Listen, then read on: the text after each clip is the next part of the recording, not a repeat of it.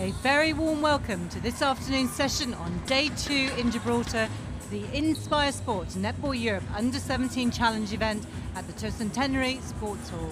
We have 2 more international matches to bring you live this afternoon, so don't miss a minute of the netball. Day 1 demonstrated just how competitive the Under-17 event is this year, and day 2 has not disappointed. We have seen some great games of netball from all 5 competing nations this weekend: host Gibraltar, Republic of Ireland, Switzerland, Malta and Isle of Man. Here on day 2, both Switzerland and Isle of Man have emerged as the strong contenders, both undefeated. Switzerland with 3 out of 3 under the belts, and Isle of Man have taken 2 wins and no losses. I'm Lynn Carpenter, and I'm delighted to be joined by Bryony Ravino, captain of Gibraltar's Open team, here in the commentary box this afternoon. Good afternoon everyone, thank you for joining us. So Bryony, good game we're expecting this afternoon. We kick off live at 4 o'clock local time. Gibraltar versus the Isle of Man. How do we expect that to go? To be honest, I think it could be anyone's game. We saw Isle of Man beat Ireland 45-31 this morning. It was a very interesting match. At times Ireland crept up on them. I think it could be anyone's game. I think it's all down to focus and tactics. So we'll shortly be bringing you the starting 7, but as you can see, 2 games so far today, 2 more to bring you live this afternoon. Isle of Man 45-31 against Ireland, and then Switzerland took on Malta 79-17. So Switzerland will be watching this game with interest. Gibraltar had a really tough game against them yesterday. At times there was nothing in it. The Gibraltarians were ahead for a period of time, but Switzerland didn't stop coming back at them and eventually took that game 38-31. So they'll all be watching to see what happens in this one. Gibraltar will want to come out and take the win. Isle of Man will want to stay undefeated. Definitely. I think it was obviously a pity Gibraltar losing out yesterday, but we did say yesterday that Switzerland came back so strong, especially in that second half, and they were in it to win it. They never gave up. They fought for every ball. Gibraltar now have to put that game to one side and focus on what they have to do to achieve a win against the Isle of Man today. And when these 2 teams met in October last year at the Netball Europe Under-17, Gibraltar 29, Isle of Man 39. So a game of defensive ends, a lot of pressure on both teams, very little between it then. Expect to see something similar today? I hope so. I hope it's a good match, especially on our end as well, because it's always good to be able to see a good match. But like I said, I don't know who's going to come out with the win. I think they need to focus, as I mentioned, and let's see who wins. So we know there's a lot at stake here this weekend, so it's not only the winner of the challenge section emerging tomorrow on Sunday when we complete the tournament with our last 2 matches, but that coveted place in the Under-17 Championship next year. There's so much to play for this afternoon.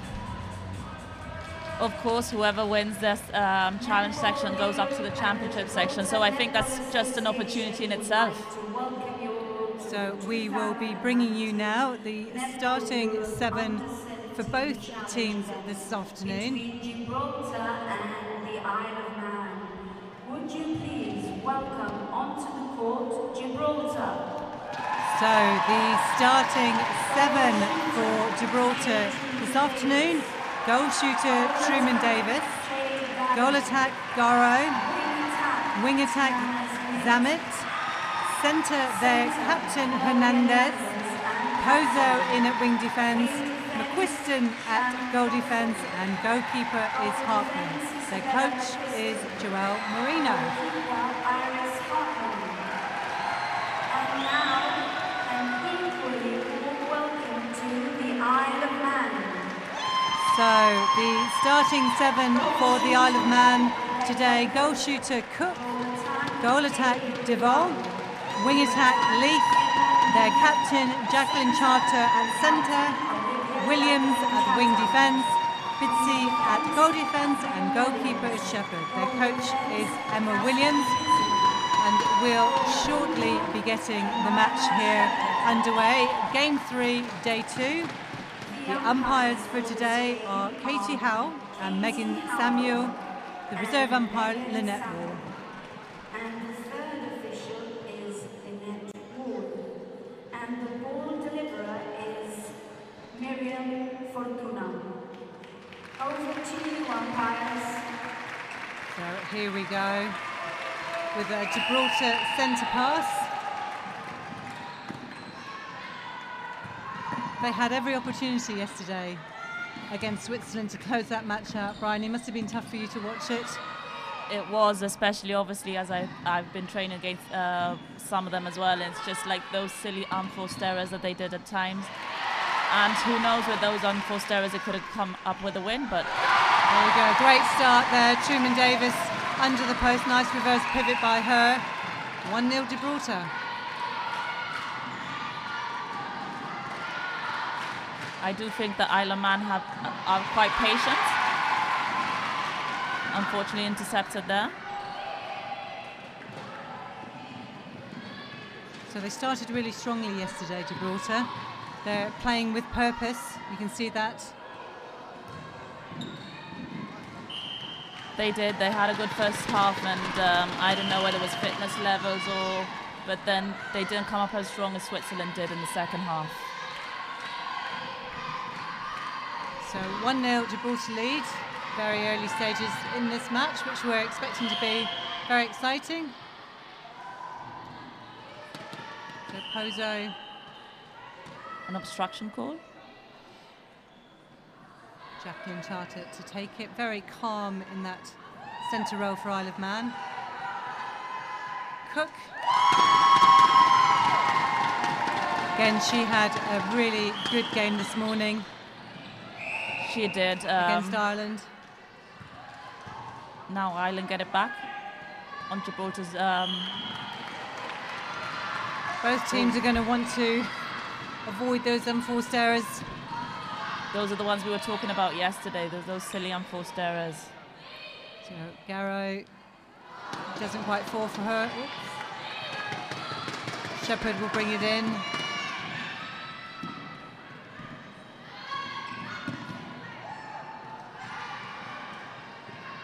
Just too long for Jacqueline Charter, but she picked it up. And we see that quick transitional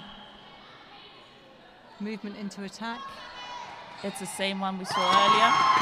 Duval starts her game well. 2-1 to Isle of Man.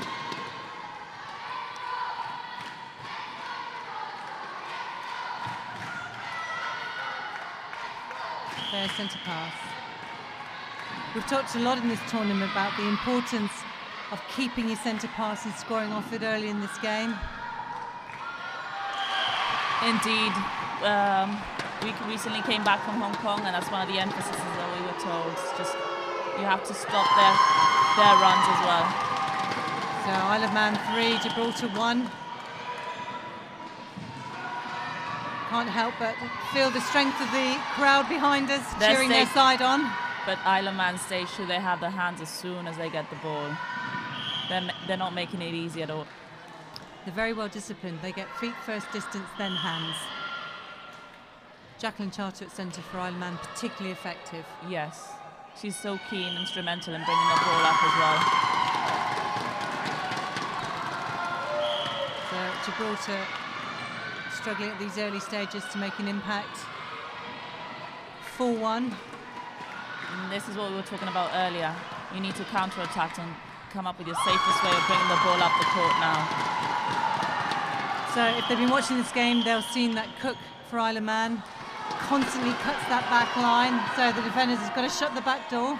Yes, as a keeper, you need to try and figure out what you can do to obviously cut that baseline, and if she loves it, she'll get in, she'll shoot. She's confident enough to do so. Nice front cut by Duval, giving Isle of Man 2 options there. Good start by them, they lead 6-1, 4 minutes gone on the clock so far. Nice hands there by McQuiston. Better defence by Gibraltar. Now, can they settle? Pozo. Just another interception. They just are making it so difficult for Gibraltar's transition up along the court. Seen quite a lot of those footwork faults in this game. We saw a few yesterday, probably I think we saw about 4, one after the other. So You can see the nerves out there in the early stages. Bryony, neither team really settling in completely. No. Great vision there by Leith, taking the option under the post.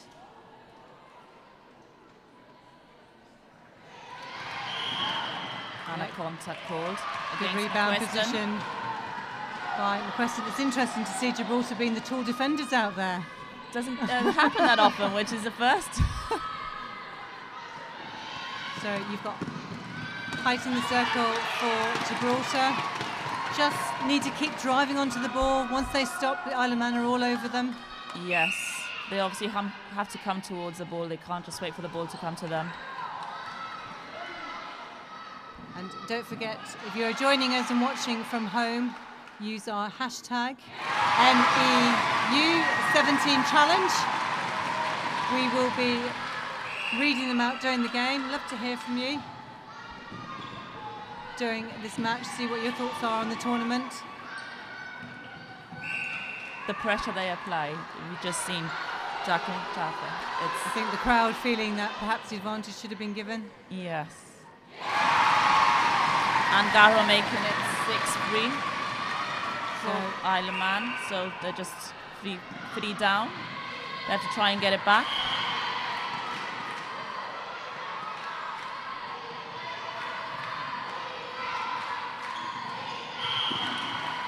Unlucky by Poser, she didn't quite get round clean. Right idea.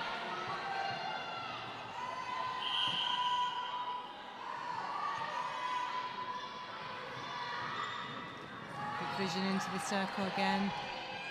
They have the ability to just feed the ball. It doesn't have to be on the circle edge.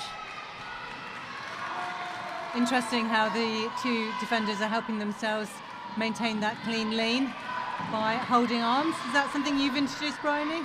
To be honest, I think that's something that I've seen them do all along, so it's not something that they've been told to do. They play together at club level as well, so they're quite used to doing that. Good rebound there by Truman Davies. Oh, that's the fourth. Okay. She has to make it count.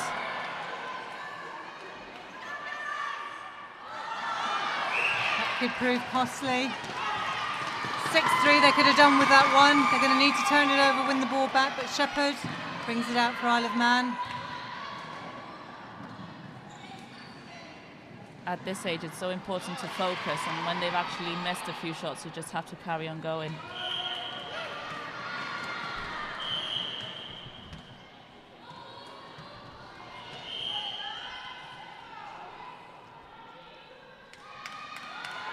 So the students are going to have to come through, which they try to. Hartman there. She's okay. Double penalty. So instead of 6-4, we now have 7-3. Costly misses, perhaps by Gibraltar. And their centre pass. They're struggling to get the ball along the court. They've got so much pressure from the Isle of Man. Well held by Hernandez, captain for Gibraltar. It's good position in there by the wing attack. Samet and a feed inside. Great roll by Truman Davis. We're going to have that one. 7-4.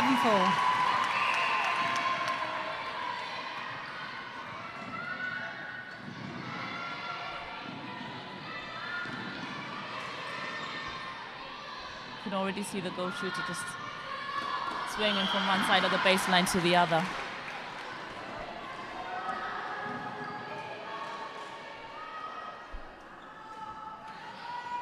Gibraltar worked hard for the turnover.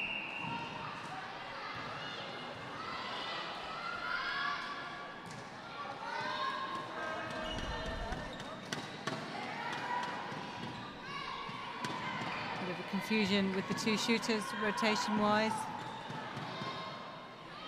Nice shoulder dodge there by Truman Davis. Better by Gibraltar, 7-5. They're definitely keeping in reach, and their centre pass. Let's see what they can do now. They have a chance of making it, just narrowing it down to one.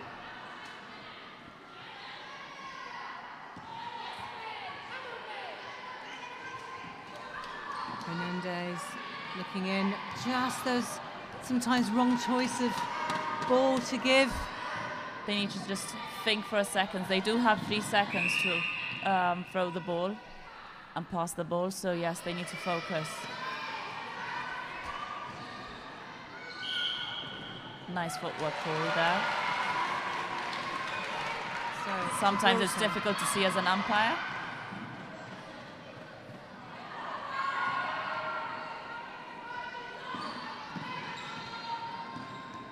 Great ball in by Hernandez. So this makes this game even more interesting than it already was. 4.5 left in this first quarter.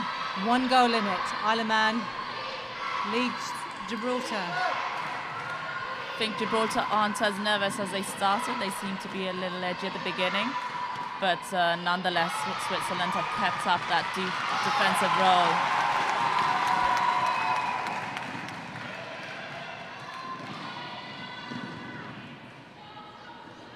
So they've got forced another turnover, Gibraltar. Oh, just again, it's that last pass into the circle, which isn't quite weighted correctly at this moment in time. And it's probably the most crucial pass you'll ever make.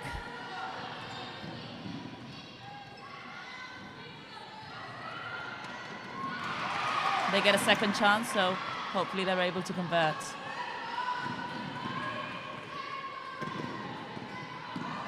Got to keep their ball clean, watch the spaces. Wow, that was lucky by Isle of Man. Tip coming off one of their own players, kept it on the court. I think Gibraltar expected it to go out. Just a bit late there by Pozo.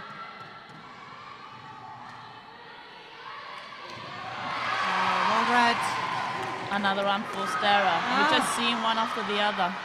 Somebody just want to get hold of the game and control the ball.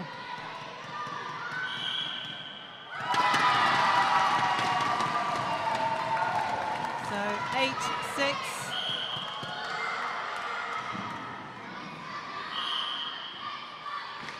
Isle of Man leading Gibraltar. Like we saw in October last year, it's highly competitive between these two sides. I think obviously Gibraltar lost to Switzerland yesterday, but then Isle of Man have to play against them tomorrow, so everyone's in it for some reason. So in it to win it, surely.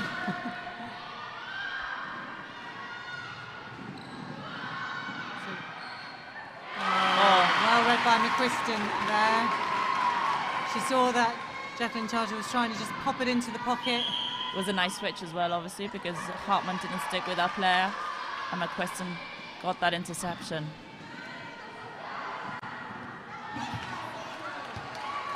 I do feel that Gibraltar still have to go towards that ball. They can't expect that ball to come towards them.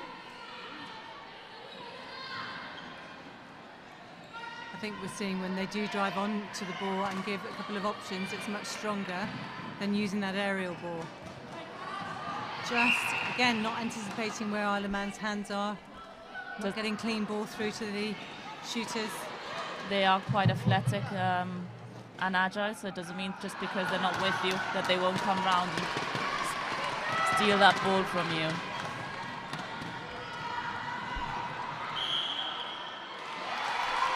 A replay ball by the wing attack late. So let's see whether Gibraltar can convert. I think it's been a long centre pass. It has, and it's been back and forward between both of these sides some time now. 1 goal in it, 1 minute on the clock. Can she level it? She can do. 8 goals each, that could be really important. Go shooter rightly. Truman Davis just indicating a minute. Take it calm. Could be the first time that Gibraltar is in the lead in this match, but then again it's 44 seconds, so they want to score off this one. Look after the ball.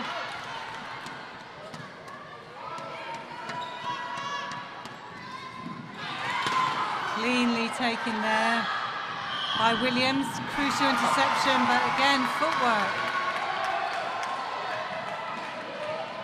So well done. Question making sure she complies with The umpire's placing of the penalty.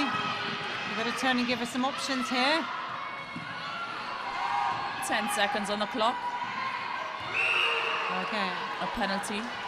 So, Garrow. Take it. So, we end this first quarter on day 2 between Gibraltar and the Isle of Man. 8 goals each. But probably a story of 2 different teams here, Bryony. I think so. Gibraltar took a while for them to actually get into the match. They have been getting progressively better. Isle of Man are quite key in the way and structured in the way they bring up the ball. But there are so many unforced errors, and I think the main unforced error that we see is footwork. So it'd be interesting if they actually look back and see what it is. Is it a delayed takeoff? Is it a drag-in? So we have seen that throughout the tournament, and that's probably something that needs to be addressed. And if we compare the shooting opportunities, Gibraltar definitely have had the most attempts at goal, but their conversion rate has not been as effective. Isle of Man, less attempts, but when they do get the ball in the circle, they're scoring more frequently. Yeah, Gibraltar are struggling getting the ball into the circle. Isle of Man have that easy feed and doesn't actually need to be by the circle edge. We have seen their wing attack feed the ball in just comfortably. Gibraltar need to apply that pressure, as we mentioned the baseline earlier, and Gibraltar need to convert on their end once they get the ball there. So it looks to me like there is a change coming along. Looks like Cook might be going to goal attack. Bringing on some height there in the circle for Isle of Man. Probably not a surprise when we saw the height differential between the 2 teams. Yes, like I said earlier, it doesn't tend to happen. Gibraltar is quite a small nation in that sense. We're not as tall. But on this occasion, they have to counter-attack to figure out what the best matchup for that would be. I do see another change as well in the Gibraltar side. I believe Perkis Garland is coming in on wing attack, if I'm not mistaken. So we'll bring you all those official substitutions as soon as we get them from the bench. But expect to see changes here on the court. Isle of Man against Gibraltar, 8-all. In this first quarter. We know this could be a deciding match. Switzerland, 3 from 3 so far. They go into the final day to play Isle of Man tomorrow. So of course, if Gibraltar do come out victorious in this game, all sorts of connotations could emerge if then Isle of Man beat Switzerland. Yes, and then this will happen last year here in Gibraltar when 3 teams were tied. I think it's probably one of the first times that I played and seen a tie, and then it obviously goes on to goal difference. It does. So Maggie Jackson will be ready with her calculator.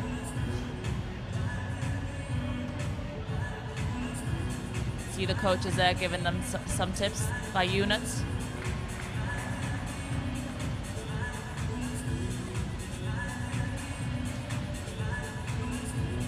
So Isle of Man up first, ready to take to the court. We did mention this yesterday. At what point as a coach you make that swap? And it's such a difficult decision because that decision can go one way or the other. And I wouldn't want to be in their shoes right now. So low scoring this first quarter, reflecting what happened last year when these 2 teams met. We ended that game 39-29. So it seemed to be that same level of competitiveness between them. Definitely wasn't a high scoring game, and obviously the first quarter 8-8. Let's just hope we see the same level of fitness carry on and continue. So Isle of Man start this quarter with their centre pass.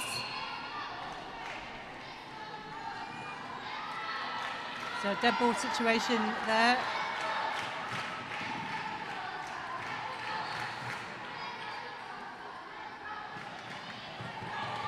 Good pressure there by Hartman, forcing the ball out, not being able to get a rebound. So different style of play now for Isle of Man. They've got a bit of a target in there, their girl shooter. So I think dragging called there, so Gibraltar keep possession.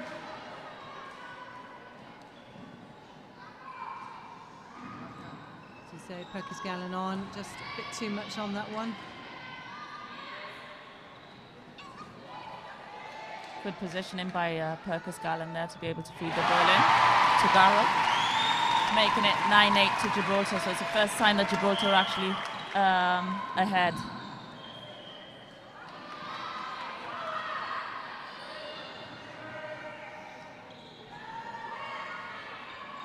They give and go again.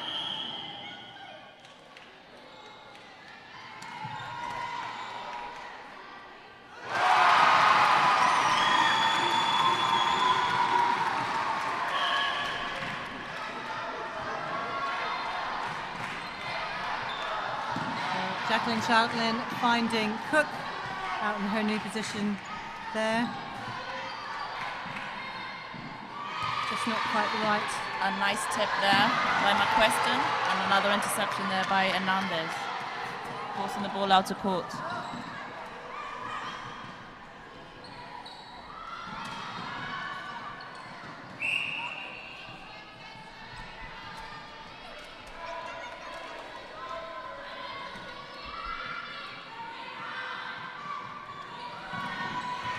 Great interception by McQuestion. She timed that beautifully, moved her feet round, clean to take that tip, no body contact.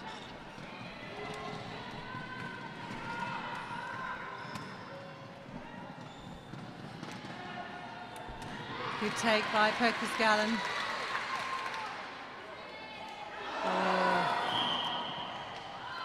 Contact there by Garrow on the goal defence.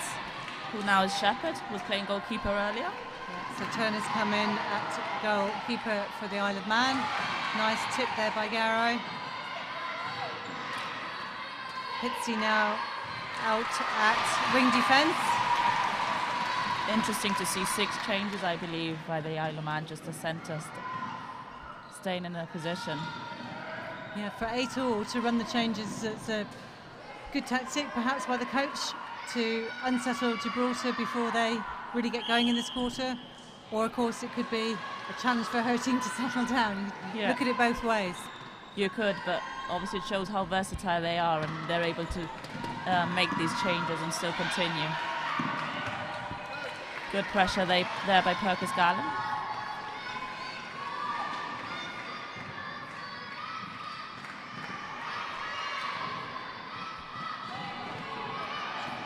Jacqueline Charter just unfortunately couldn't stop there.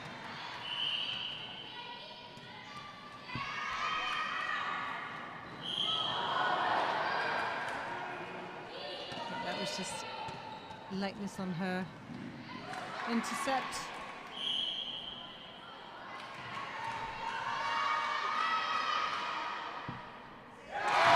And Garrow making it 11-8 to Gibraltar.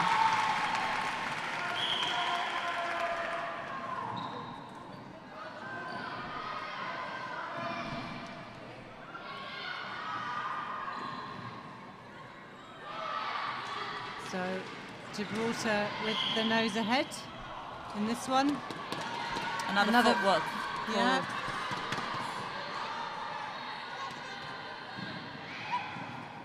Should actually check to see how many footwork calls during the tournament. Be interesting to see. I think we find there's an awful lot. It's that late takeover when a player thinks they've done a split landing and then moves their foot again and they haven't done. It's that drag in. Yeah. And obviously you need to have a good core to be able to play netball, and especially when it's such an intensity as it is and the match is so intense. You need to be able to control.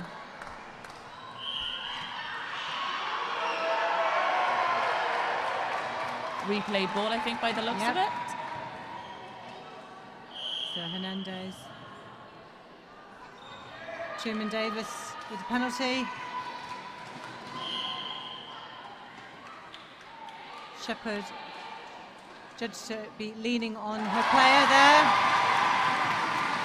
Good tenacity being shown by this Gibraltar team. 12-8 in this game. I think they are having a better quarter this quarter than the one they started originally. I don't know whether it is the amount of subs that they've done or changes that they've done, But Gibraltar getting that rebound there again. So Isle of Man will potentially be disappointed with this. No score yet in this quarter, 6 minutes in. Gibraltar taking the time. They are being much more patient now. Yeah, they are, aren't they? Seems as it took them a quarter to settle into the match, but it is working out. Garrow looking to swing. Truman Davis. Good hands there by Jacqueline Charter.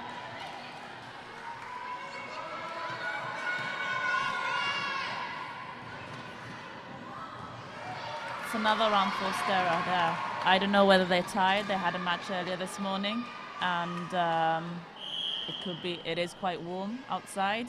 There are some other factors that could come into play, but then again, you never know.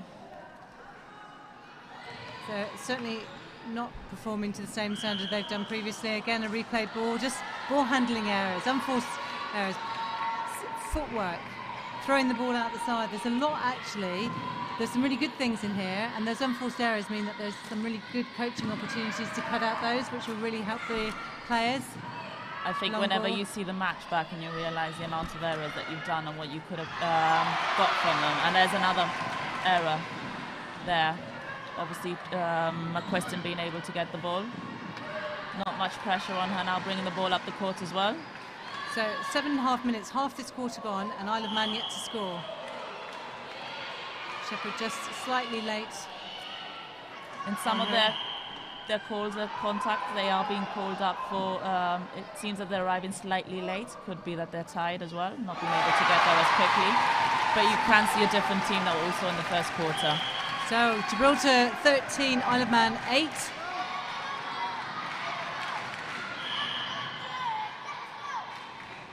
Some good feed in there by Perkins Gallen as well. And the gap now goes to 14. Isle of Man centre pass. This is so uncharacteristic of what we've seen from them so far this tournament. I was saying earlier how I watched them play, and they had such a style playing, and they were able to get the ball up along the court so easily. I don't know whether it's the pressure that Gibraltar are applying or tiredness, as mentioned earlier, but that's their first goal. First goal. So 14 plays 9. Gibraltar looking to keep it safe. 3 seconds called, better by Isle of Man. You do need calls like that to be able to give you the confidence that you can do it. Just applying pressure gets you these calls in your advantage. So they want to bring it in again. And another baseline run. Yeah, Cook has been really effective at doing that all the event so far, taking on the role of shooting. We haven't yet seen Neil settle into the game, have a shot at the post. 14-9. 6 minutes to go. 6-1 this quarter. Really low scoring. I think we're going to probably see quite similar to the last score in October, where it was 29 to Gibraltar, 39 to Isle of Man.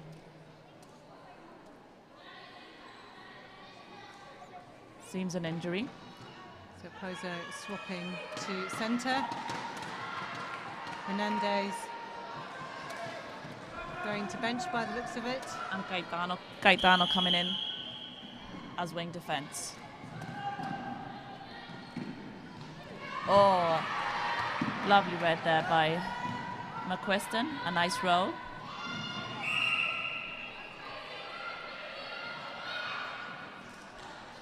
Well taken by Cook, their goal attack. So pulls another one back.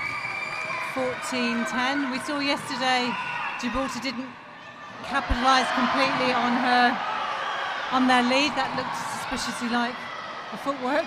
You do have to score off your centre pass, and sometimes it's difficult and you have to fight back. But yes, obviously now you can see Isle of Man being a bit more tenacious as well, going for each ball.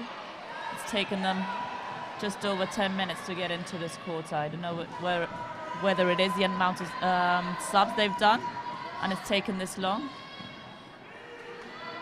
So 14-10.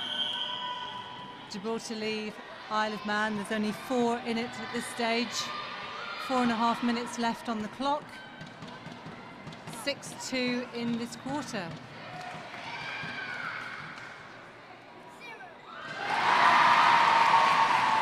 So 15-10 now. We will update the scoreboard there for you on screen. Isle of Man do have 10 goals. A nice feed there by Posso. She was able to get to the circle edge quickly.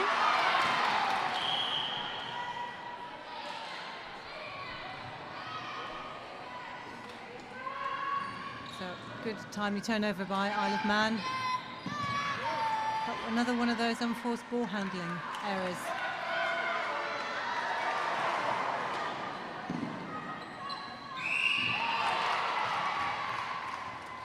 Obstruction by Hartman, so Cook taking that shot, quickly feeding outside to their centre, Jacqueline Chaffer.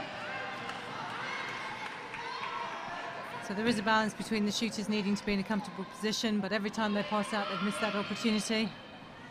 Difficult call. Neil not really giving an option in there. Cook picking it up. The defence are actually making it difficult to get the ball in. McQuiston is taller than Cook. Hartman did a good job there as well. So still 15-10, 3 minutes to go until half-time here at the Tercentenary Sports Hall in Gibraltar. Footwork. Just under 3 minutes to go. Not going to quite make that one. Good to see these players going for everything. Just need to work on their timing slightly. Sometimes it's just the positioning that you have on court, so you just have to, like they say, 3 seconds, 3 angles, just carry on moving. So great shot by Cook. 15-11, Gibraltar lead, but Isle of Man centre pass again.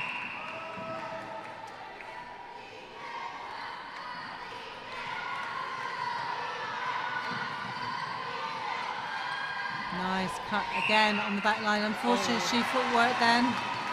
It was a nice drive through the baseline, but unfortunately another footwork called.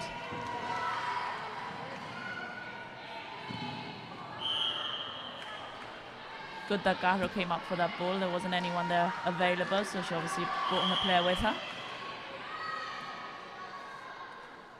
But So now contact Gibraltar down the other penalised end. on the other side.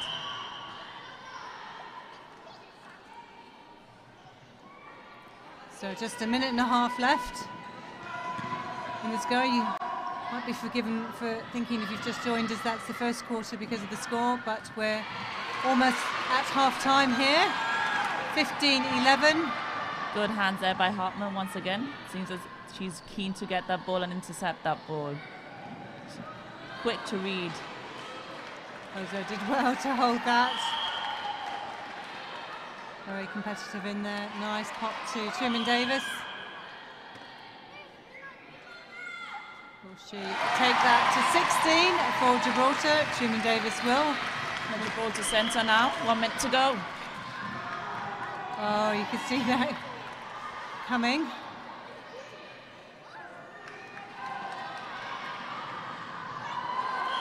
Footwork again. Great interception. Just got to plant her feet. It's just a finish. Again, as we've said all weekend, for a lot of these players, it's the first time they'll have played at this level, under this pressure, with some of those tricky balls, with those defenders on their backs.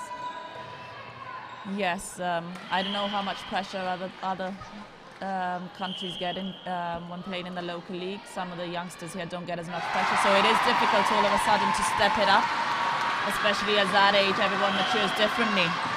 So look at the speed of Jacqueline Charter there, but great defending by Pozo. Really clear. Oh, that baseline drive again by Cook. Penalty pass we talked about earlier. Don't give them away at the end of the quarter, because that's what happens. And it's a no goal apparently. The umpire, from the umpire's signal, that's what it seems like. The umpire didn't give the ball. The goal. No goal. We are seeing that confirmed by the umpire. So at half-time, Gibraltar lead this game 17-11 against the Isle of Man. So in terms of the score in that quarter, 9-3, much stronger by Gibraltar. Yes, I think Gibraltar have finally woken up, if you want to say. The first quarter wasn't their best start, but that's when you think that you have to start strong all the time. You can't just rely on quickness or agility, or if you're taller than the other players, that you need to start strong just from the beginning. Isle of Man haven't been as lucky. They've been called a few times on their footwork, and they just need to focus and think on how they're going to land, which is the landing foot, no dragging, and just try and convert those goals. So plenty to play for in this game. We know this is going to be one of the key matches over the weekend. Gibraltar were disappointed with their loss to Switzerland yesterday when they dominated the game. They were 12 up at half-time. That gap was clawed back to only 6 at three-quarter time, and then Switzerland took the game 38-31. So we can't look at this and think by any stretch of the imagination that this is over at all. At all. There's still another 30 minutes to go, and everyone has to come back strong and focus and think of what they've actually been told to do on court. So let us show you now some of those highlights from the first half of this game, and we'll be back with you shortly.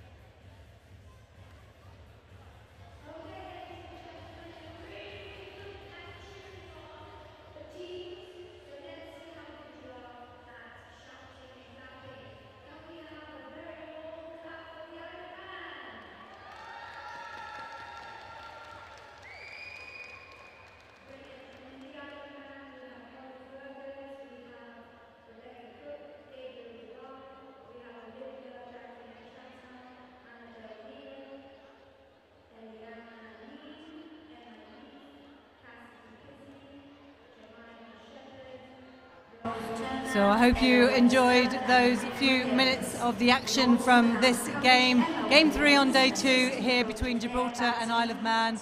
Gibraltar in the lead 17-12 at this stage in the game.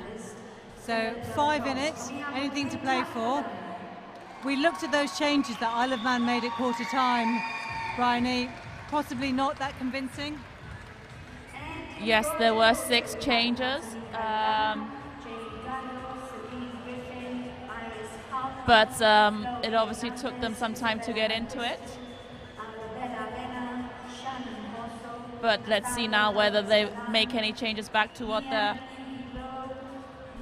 the first quarter. And I can't say that the last goal does stand, even though I think from the umpires, what the umpire's signal was, but it does stand. Which is why we're only a 5-goal gap. We went away for a few minutes and came back at half-time and another goal appeared. How did that happen? So, Gibraltar have made just a couple of changes to their centre court. They've stuck with their shooting and defensive lineup. That seemed to help to settle them in the second quarter of that game, Bryony. Yes, I don't know whether they're going to be making any changes now because it did take them a quarter to settle in. But that's a risk that a coach has to take. Unfortunately, the Isle of Man did those changes in the second quarter, and it didn't go to their way as well. So let's see whether they bring on the first 7 that they had on court. It seemed to be working. They did put a lot of pressure on Gibraltar in the first quarter. So remember, if you are joining us, and there are many, many of you who are today, send us your messages, hashtag NEU17 challenge. We would love to hear from you. So Dawson Redman, who is actually over here in Gibraltar, still tweeting us from here. Looking forward to seeing the Republic of Ireland play later this evening against Malta. Sue Webster also with us, and Donna Craig supporting the Gibraltar team as well. So we are soon to rejoin this match. We will bring you the changes from the benches once we have the official lineup.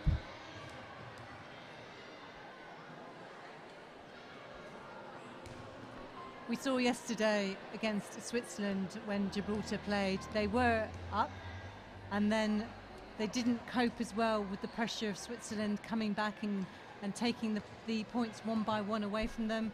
And then once they got their nose ahead, I think the confidence of the Gibraltar side seemed to reduce quite significantly. Yes, I think it does happen in senior level. It happened last year as well, a few matches that we were winning, and then it was just a narrow few points difference. So it's something that we need to work on as well as an association, and we have to keep up with our targets and try and stop those runs, as they say. So as soon as they've made 2 or 3, what are you going to do to counter attack? So do you think Gibraltar Netball Association have enjoyed hosting the event this weekend? Yes, I think Moira and her team, obviously, yes. If you give this to Moira every year, she'll love it because she loves it. I don't think she sleeps at all. I wouldn't want to share a room with her in any competition because she wouldn't let you sleep, because she's always thinking 2 steps ahead of what they can do. But they enjoy it so much, and you could tell that obviously there are a lot of volunteers here as well. For myself and the senior squad, we would come down to support the girls, and we just want to inspire them and be role models because they can do anything they set their mind to. I think that's really important, and your support here for the younger players, the young athletes, is really important. Moira was telling me earlier that she went home last night after a long day here, made a korma, did some washing, washed the floor, prepared for today, and finally went to bed. And did a lasagna as well. And that's right, and made a lasagna for today. I take my hat off to her. Yes, her brain's always ticking, and she's always coming up with these ideas, which we're so grateful and thankful for having her. I think she was saying to me earlier today she's been president, is it 26 or 27 years now? I think it's just over 25, so it must be, yes. Wow. Incredible volunteers that make our wonderful sport what it is. So we're underway here, 3rd quarter. Gibraltar in the lead, 17-12, but the hands of Jacqueline Charter very effective in there.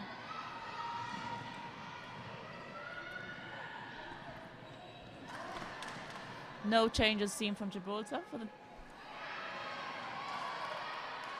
we have got a change there for the Isle of Man shooting lineup. Yes, actually, sorry. The captain, Hernandez, is coming in as centre, replacing Pozo. And as we can see, Neen is now on goal attack for Isle of Man, and Cook has moved back to goal shooter. So looking to steady the ship there. 17-14.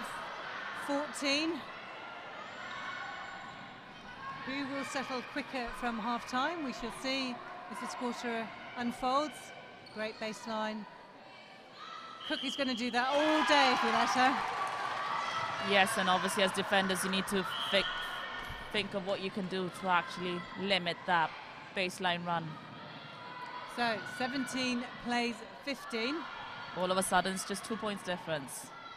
Gibraltar yet to score this quarter. And now the gap is 1. They have started strong this quarter.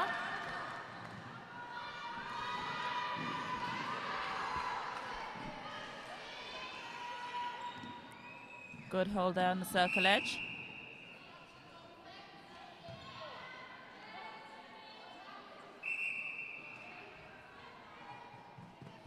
allowing the goal attack to go back and set the goal. And as a player, you have to look at the umpire and their signal and where they're actually asking you to be on court.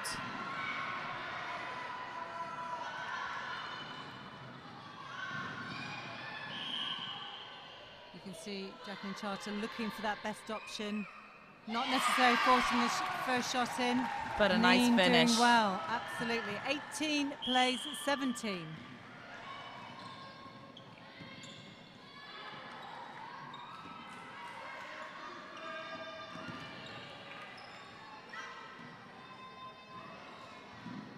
Good drive. Nice drive there by Truman Davis.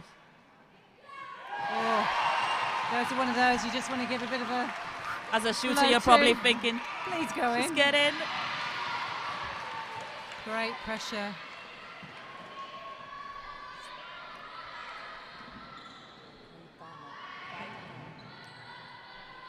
So again, wow, Neen has made an instant impact since coming on. It's just you can see, and you don't tense how they were earlier in the second quarter. It's just seems like a different team on court now. It's just settled in, no nerves, and it's just flowing. So 19-18, can Gibraltar take another one? They'll get the throw in.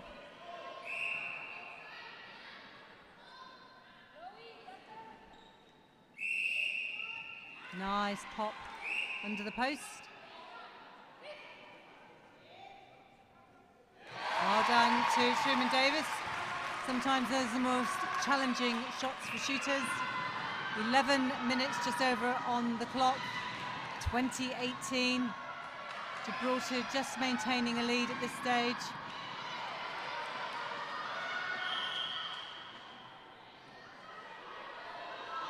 Neen wanting that ball, take on the responsibility. She's had a great third quarter. It's only just been under 5 minutes, but she's been so key and instrumental. So still only one goal in it. Hernandez taking charge as captain. Oh, misunderstanding there between McQuiston and Hernandez. 2019.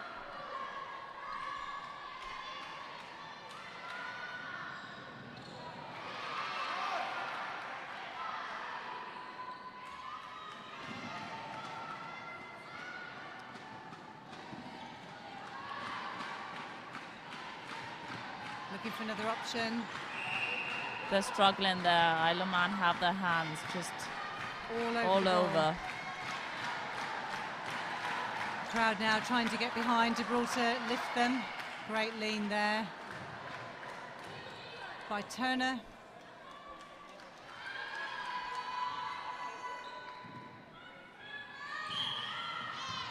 That would have been a difficult feed. She had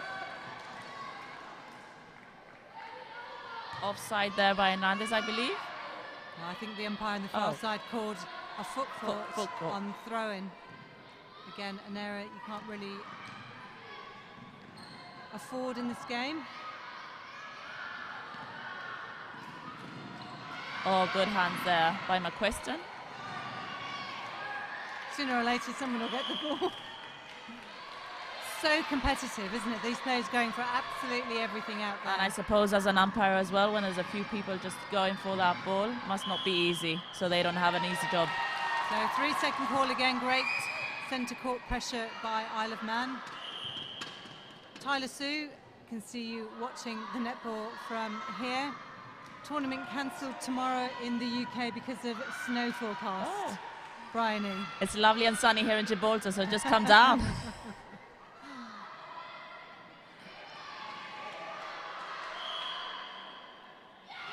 Cook puts it in and levels the score. 20 goals all. And an Isle of Man centre pass.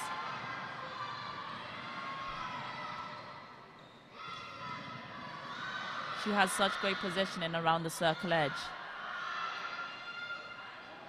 Oh, where did she come from? What a great rebound. No blocking out by the defenders, and they've been punished. 21-20 now. That's why you can't just rely on height. You have to block out as much as possible and not allow them to get that rebound. A lovely ball there by Hernandez to Truman Davis. And she pulls one back. 9-4 this quarter so far. 21 all.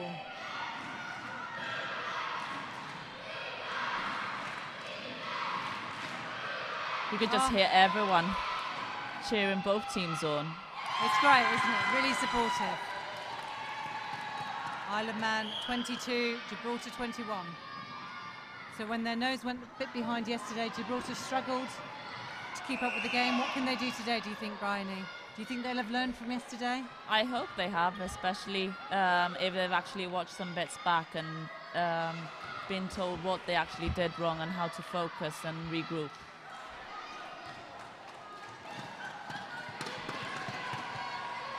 Isle of Man getting that ball.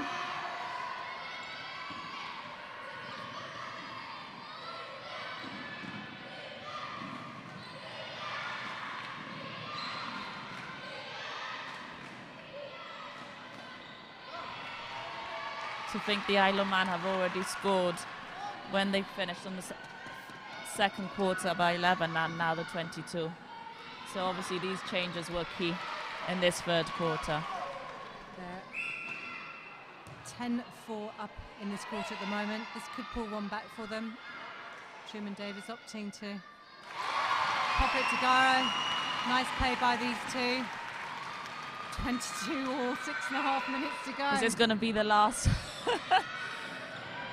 6 minutes of this quarter?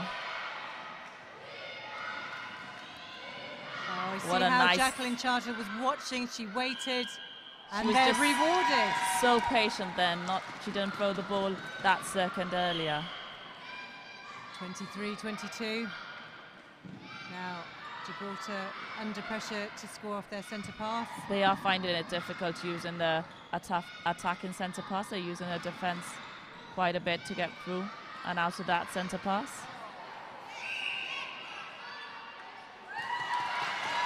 So Turner rewarded for the speed of her hands coming around the shooter.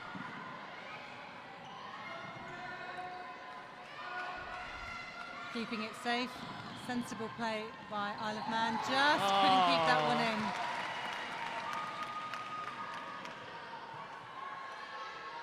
Can't just stand and ask for the ball. You've got to give an option there, which is...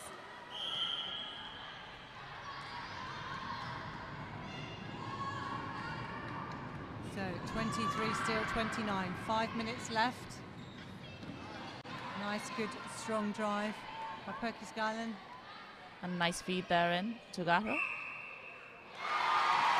23. 23 all. Shouldn't have had you on this game. You're going to get really excited as we head towards the last quarter. Nice pressure there by Gaetano, forcing that error.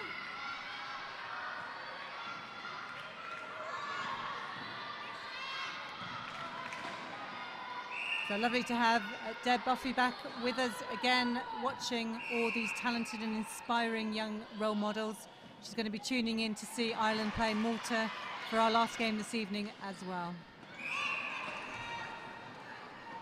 Just hand on the ball by Turner. 24-23 in Gibraltar's favour. So they've I wouldn't want to be them on court right now. Both teams are trying so hard to fight for that ball. You're used to this lastminute.com, aren't you? Yeah. I think it's something that it's a trait maybe. 3 goals down and level the game. And look at that.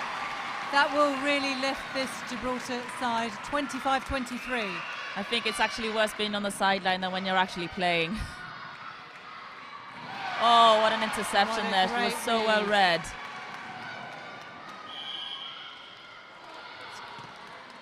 Quick 3 seconds.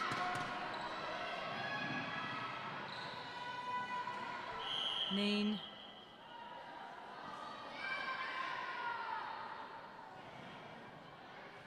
Oh, unlucky she's there. So fast. Coming in to get that rebound. I don't think anyone expected her to just like fly by. There's a little bit of hesitation now on the ball from Gibraltar. Not really sure where the options are always. Not giving the ball cleanly. You can see they feel the pressure. Truman Davis, they are saying slow it down, slow it down. Possession.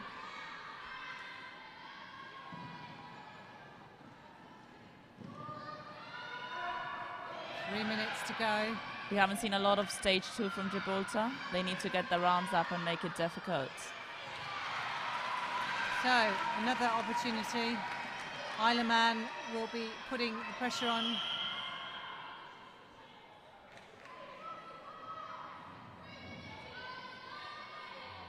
See another injury time being called. So Hernandez coming off again. Pozo going back to centre. Hernandez going in as wing defence. Okay, so let's see.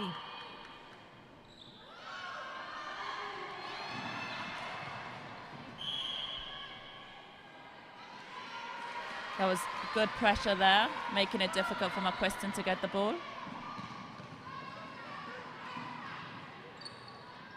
Ooh, pop could have been there if she's seen into it. Great pressure by Shepherd. Turner leads. It was what a nice great shot. by Garrow. So 26-23 and Gibraltar centre pass. Turner not quite able to get her hand to that one. Good rebound there by Garrow. Both being called out. So just a bit of light emerging between these two teams now with just under 2 minutes to go. 27-23.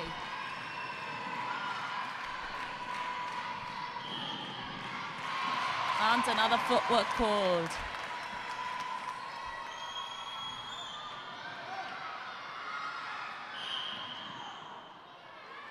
They are relying on that height and that pass, but if they are able to stop that pass, they would find it difficult getting the ball up along the court. I think when they were under pressure yesterday, they resorted to the aerial ball, and that just didn't work for them all the time.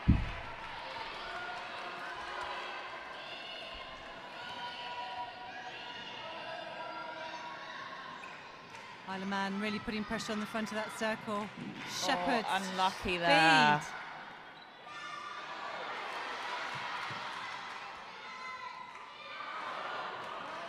Another nice rebound. Wow. And making it 28-23. So just under a minute. It will be Gibraltar's ball. Now, how will they do with these last few seconds? Isle of Man will be putting a huge amount of pressure on. Good rotation in the circle, outside the circle, and feed into it. And a great confident shot again by Garrow. 29-23. Isle of Man have 15 seconds. What a great visionary pass. Great defence there by Gibraltar, not giving them any options. Now they need just to keep a few it clean, seconds. no penalty pass. So, no goal What given. a quarter. And as we see the teams head to the benches, 29 goals against 23, and it really was a quarter of two halves here, Bryony. I think we saw Isle of Man coming in so strong in the first half of that third quarter, and it did take Gibraltar a good few minutes to get into it. But then they just came back, and we've just seen some lovely shooting on both ends. Good baseline drives from Isle of Man especially, and they're just so key in that, and they just need to focus on that as well. So at one stage, about halfway through that quarter, Isle of Man were leading 10-4, and at the end, Gibraltar took that quarter 12-11, so really came back strongly. You can never say what's going to happen, because look what's just happened again. They came back, they fought so much, and they just have to continue working hard. Now, their changes in the third quarter were instrumental there. They started so strong.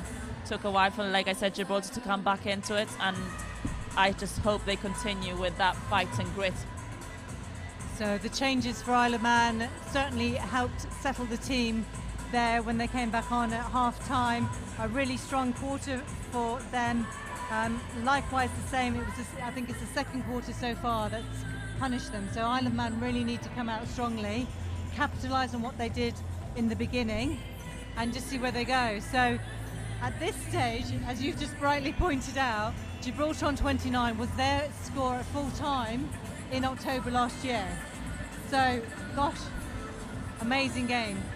Anything can happen, and it's quite a low scoring game actually, but both teams are fighting, they haven't given up, and that's what you want to see. You want to see these youngsters just fight till the very end, and it's great to see that both teams are cheering their players on. It's not just about who's on court, it's about a team playing together. And of course, Gibraltar had experience only yesterday of a 6-goal lead at three-quarter time against Switzerland. And unfortunately, they didn't close the game out. Yes, they didn't close the game. They probably, like I said, they probably analysed that match and they've been told on what to do. And it's crucial at this age to move forward. They need to think of what they've been told to do and not focus on what they did yesterday. They need to look forward, and they do have a match tomorrow as well. So both teams need to give it their all right now. So everything to play for as we prepare to see the last 15 minutes of what we expected to be a key game this weekend, and it's proving to be exactly that way. Yes, Lynn. IOM haven't lost. Gibraltar lost to Switzerland yesterday, so if Gibraltar win, then obviously both teams are on the same level of playing field, so tomorrow's going to be crucial. It's going to be interesting, so I hope you're watching and tune with us tomorrow. So remember, if you are watching, give us a shout out, hashtag NE Under 17 Challenge. This game has everything, thrills, spills, end-to-end netball.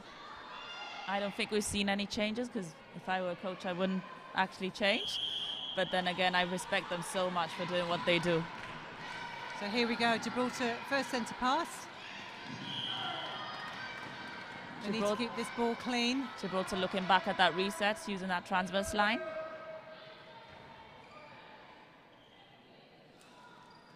So umpire giving really clear instructions to the players. Great defence by Isle of Man. There is no space in there. Unlucky the ball came off Shepherd's foot there.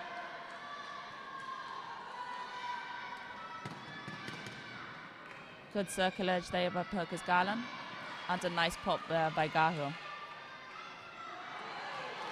Good rebound by Truman Davis. Important goal for them, scoring off their first centre pass, 30-23. This is what I saw earlier from the Isle of Man. Their transition was so quick.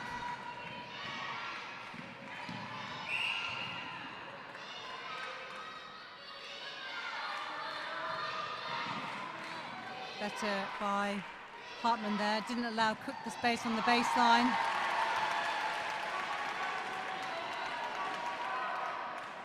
Seven goals, the difference between these two sides.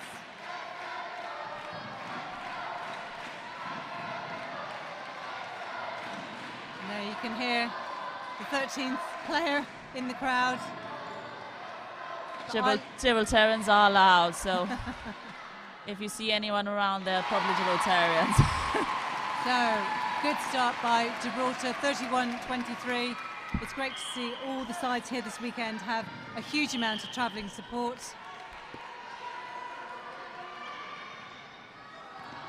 Too much airtime on that one. Turner to bring the ball in.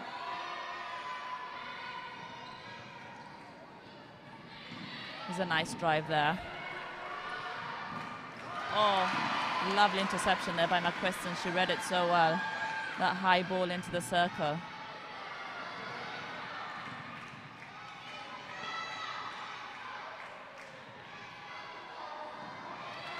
Howard. Unlucky there by Turner.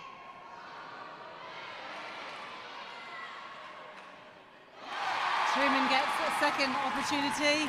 32-23. Isle of Man yet to score in this quarter.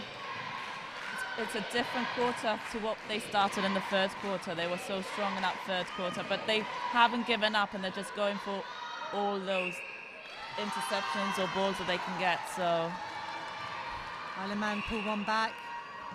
8 goals. The difference between these two sides. nice baseline drive there by Truman Davis, and a pop into her goal attack arrow, making it 33 to Gibraltar, 24 to the Isle of Man. 9 goals now, the difference. Good pressure by Hartman there. Isle of Man baseline ball.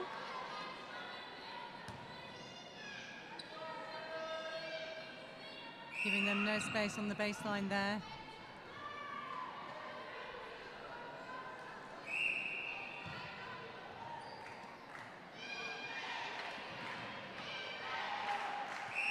The crowd's going again. You can hear them picking up. So quick.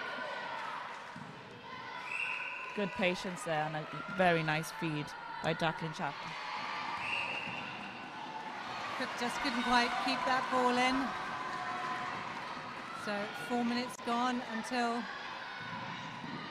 we reach the end of this quarter. With a 9-goal lead, Gibraltar will need to just capitalise, play safe. And score off their centre passes. And not make ball handling errors. Isle of Man, on the other hand, have got to play with a better pace, get the ball down, get some shooting opportunities. Footwork. Take over. It's another one.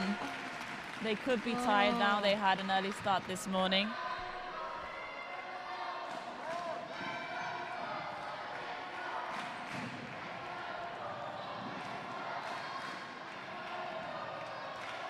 Ball into Garrow. She's looking for an option. Their defense is just working so hard, trying to make it difficult for them. And gets the reward. Turner comes out with the possession. Pitsy in a wing defence there, being effective. Mean being good till she came late again. Same Another thing, one. late take off. It's just a pity because they work so hard bringing the ball up.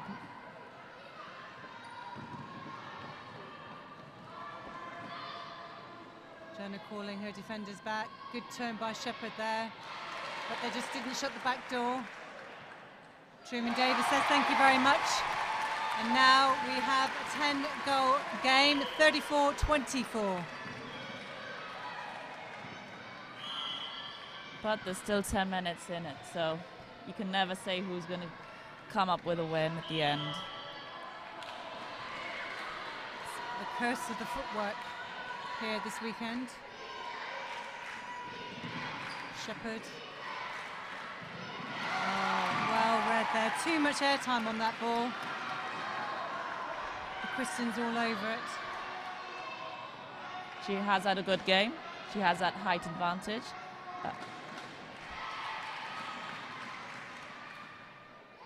Lovely shooting again by Truman Davis. So, who would you say are the outstanding players for both sides today, Brian Lee? I think I've liked both defense units. They've actually brought a lot of good things. I think McQuiston from Gibraltar, the goal defense, has been good and instrumental in getting those interceptions. From the Isle of Man, I think their centre, Jacqueline Chapa, hasn't given up at all. But then their attack has also been key. So it's so difficult to say because everyone brings something so unique to the match and everyone has their own role to play.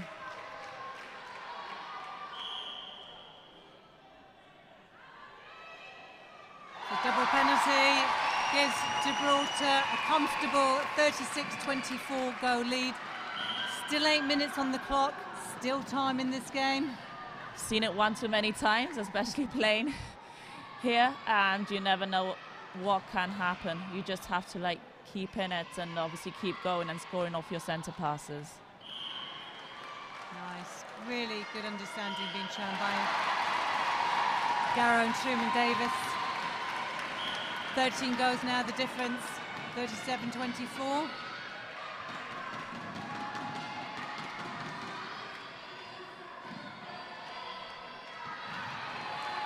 And another error. I don't know whether now they are tired. It could be. So Gibraltar in the fortunate position of only playing once today. They did their double-header yesterday.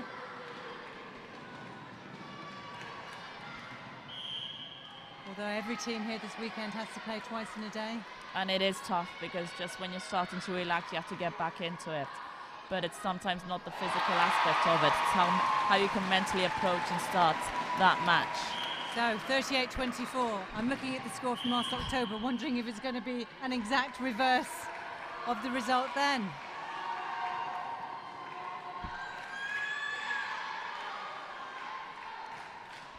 Great shot again by Truman Davis. I do not know whether the Isle of Man lost any players that they had last year. I do know Gibraltar lost 2 players, so most of their core players are still the same, which does help year after year when you're actually coming and playing in these tournaments. And that was a lovely shot there. Neen taking on the responsibility there. 39-25, 6 minutes left. Janice Marino reaching out to us here on Twitter. Somebody you know very well. Yes, she actually just texted me that she's somewhere and had to escape into a room to be able to watch the match because she was in a private function. And she's so happy for the girls at the moment, especially as she's been the coach over the last few years. She's away in Scotland at the moment for the next few years, but she's been praising them and obviously giving them some tips. So it's great to have you with us, Janice. We hope you're enjoying the netball live from Gibraltar here. As you can see, they've now put 40 on the board, 25 to Isle of Man. Great pressure again by the defensive unit. Hernandez there at wing defense. Just 5 minutes ago, and that's when you think, were the changes in the second quarter, was that instrumental? Yeah. Because who knows what could have happened in the second quarter, even though they did come up and they did equalize, but they could have pulled through earlier. So with 5 minutes still to go, Isle of Man have the turnover, looking for the long ball into Cook. Neen taking the front cut.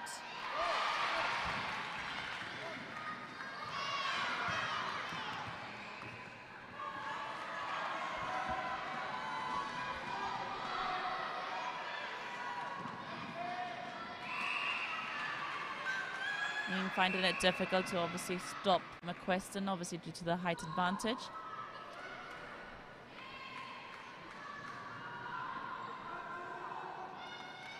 Swinging the ball around and then taking the front drive, giving options in there. She's going to take it on, rightly so, 41-26. 4 minutes to go, and another error. So I think we are probably safe to say it looks like this is going to be a home win here today, Bryony. It is, but it makes it so much more interesting tomorrow because obviously Isle of Man have lost and so have Gibraltar. So then tomorrow Gibraltar, Switzerland play against the Isle of Man at 10 a.m. and then Gibraltar take on the Republic of Ireland. So it's going to be so interesting tomorrow. So I hope you tune in and watch.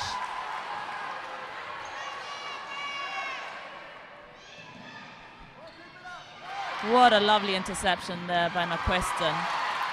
Brilliant play now. This crowd really lifting the home side. Isle of Man really need to continue putting pressure. Good phase 2 defence. If you can hear the crowd, I think I can hear and name a few people, which I won't, because one of them is my mother, even though I'm not playing. And another one is Bossel's dad. But yes, it's always great to play on home court.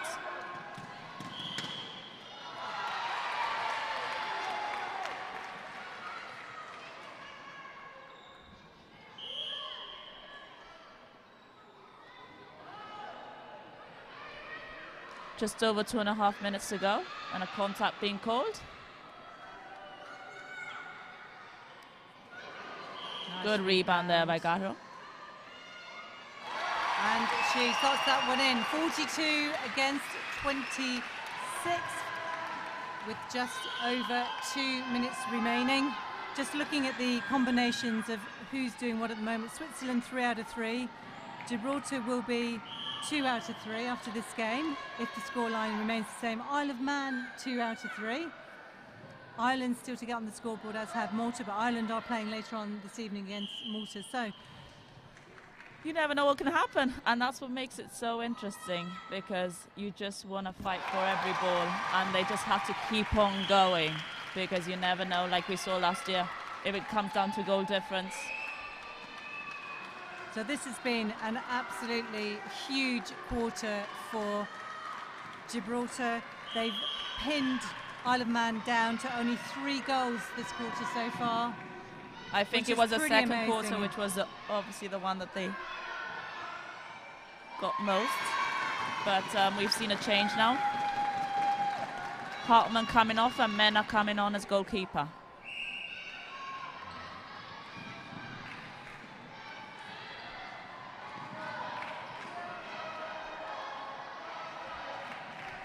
So a really decisive quarter here for Gibraltar so far. Offside in the circle. Oh, a nice interception there. Well read by Shepherd.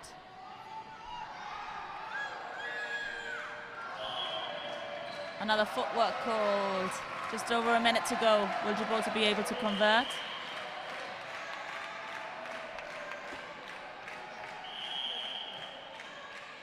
And for Gibraltar, Rowe comes in at wing attack. Centre? The centre is Griffin coming in at centre.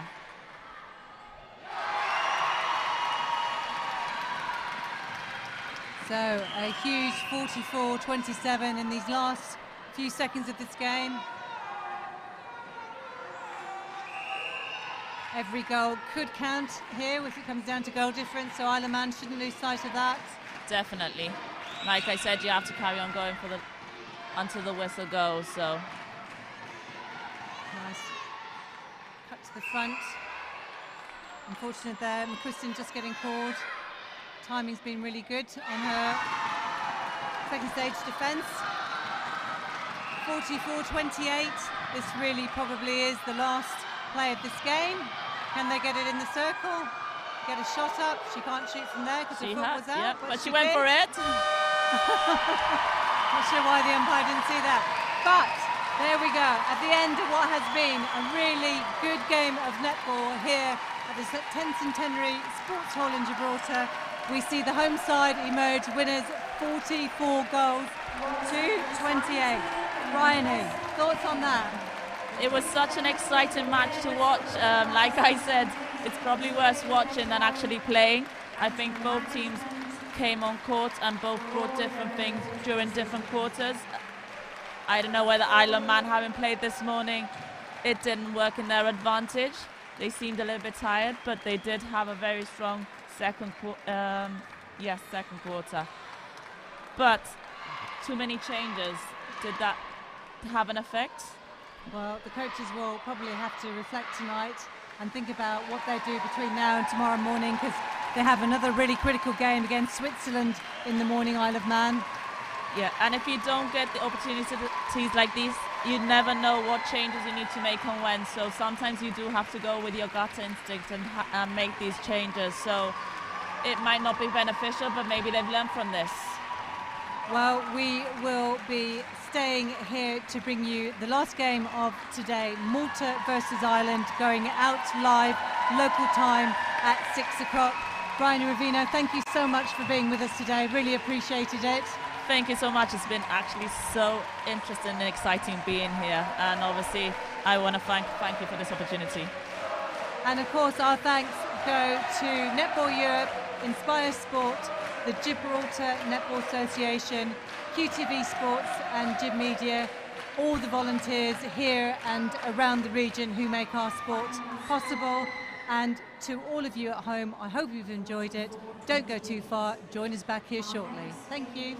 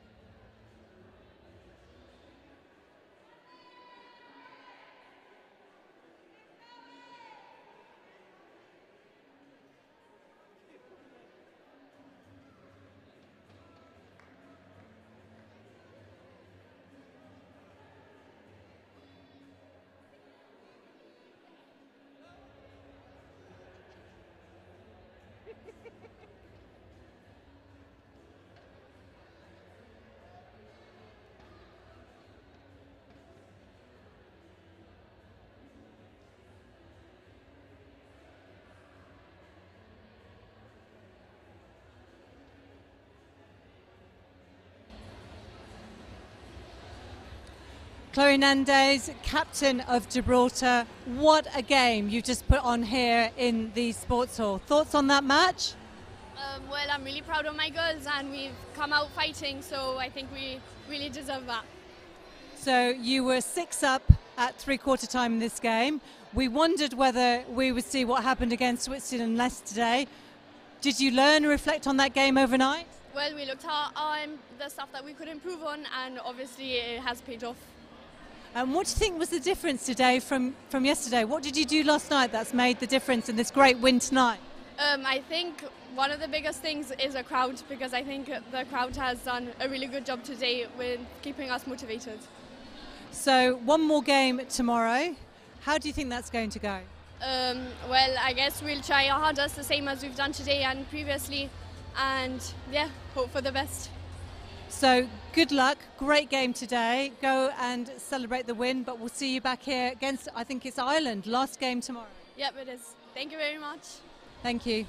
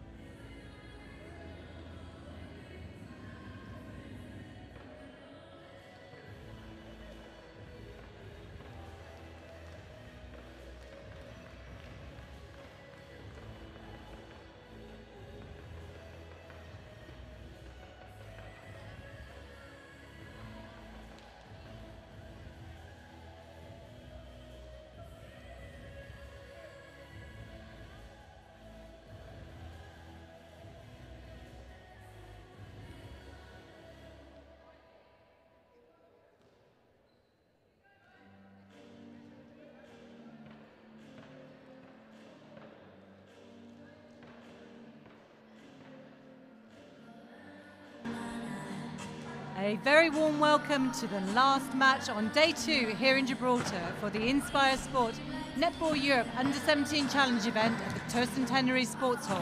And what a day it has been. We have our final match to bring you live this afternoon, so don't miss a minute of the netball. Day 1 demonstrated just how competitive the under-17 competition is this year, and day 2 has not disappointed. We've seen some great games of netball from all 5 competing nations this weekend: host Gibraltar, Republic of Ireland, Switzerland, Malta and Isle of Man. Here on day 2, Switzerland has emerged as the only undefeated side so far this weekend. But with day 3 to go, there is all still to play for. I'm Lynn Carpenter and I'm pleased to be joined by Pip Cross, President of the Isle of Man. I nearly said America then, Pip. Welcome. Thank you. So we will shortly see Malta taking on Ireland this evening.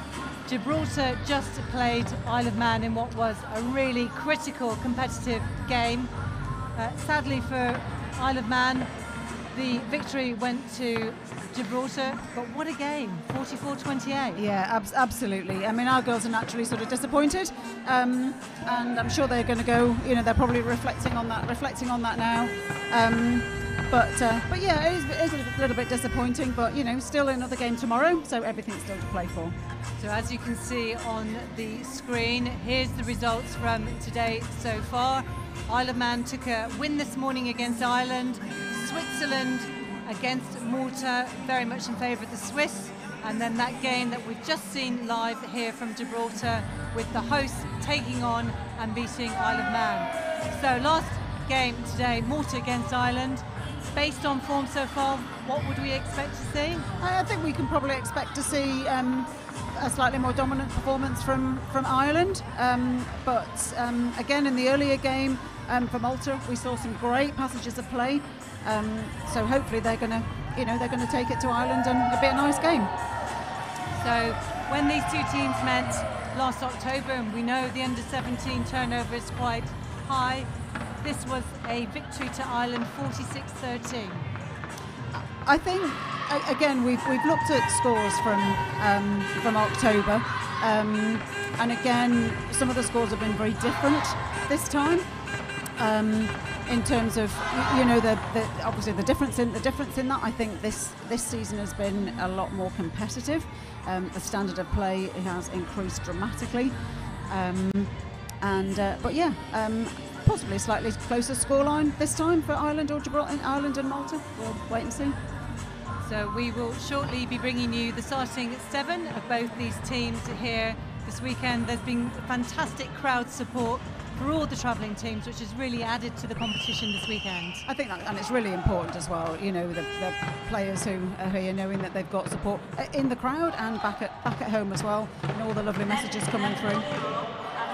So let us bring you the starting 7 for both teams this evening.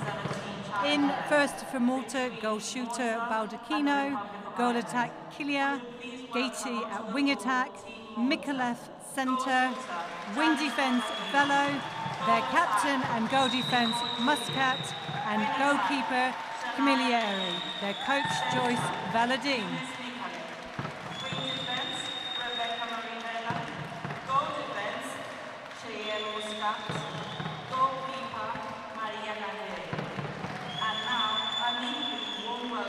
And the starting 7 for the Republic of Ireland this evening: Maguire in at goal shooter, their captain Simon at goal attack, Redmond at wing attack, Hart in at centre, Zeta at wing defence, Stingemore at goal defence, and Hayes at goalkeeper. Coach for Ireland, Emma Hall. And I can tell you that our umpires for this evening's game is Katie Saunders and Catriona Mills, reserve umpire Anna Hernandez. And the ball deliverer is Lucy Nichols. So we will shortly be getting this game underway. Remember, please send us your comments and thoughts. Use our hashtag NEU17 challenge, and Pip and I will give you a shout out and we will know what you're thinking of the play here this evening. So Malta first centre pass.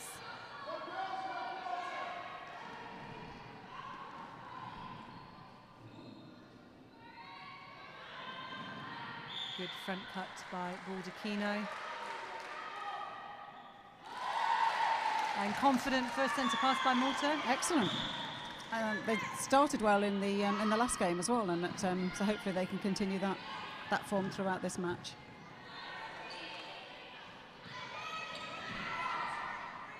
So swinging the ball around, just looking for that opportunity in there. Good pressure by the Malta defence of Muscat and Camilleri in there.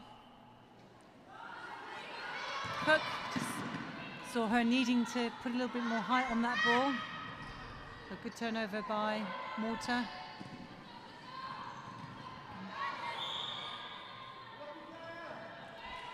And I know that the Rudgwick Netball Club are listening back home in Ireland and very much supporting their club player, Sive Stingemore, who, as we've seen, can play both ends of the court in the circle for Ireland. So you're all gathered to watch her this evening. I hope you stay with us and enjoy the netball here from Gibraltar.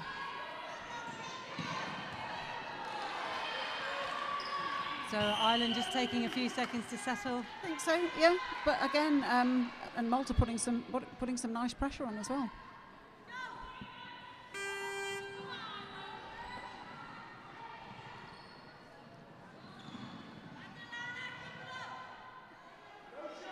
So Baldacchino thinking about it. Oh, unlucky. So Stingemore with the ball there. I'm sure her club's cheering every time she gets the ball.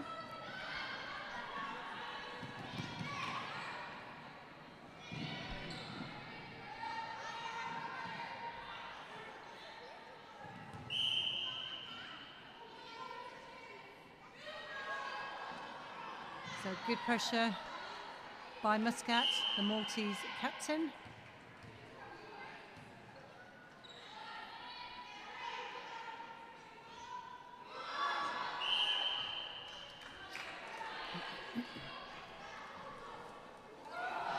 Ireland struggling at the moment. It will fall for them. 1-1 the score.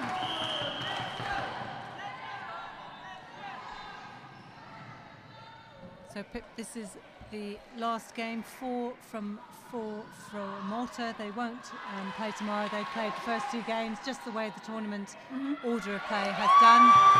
So they'll be wanting to close out their campaign with some good positive outcomes. And I think we're all going to. I think every team's going to take an awful lot away from this tournament. We've talked all weekend about it. About the learning curve for everybody. But yeah, I definitely think the play is at a much better standard, which is just brilliant to see. So 2-1, Ireland. Very early stages in this game, only in the first quarter. Good pick up by Cook.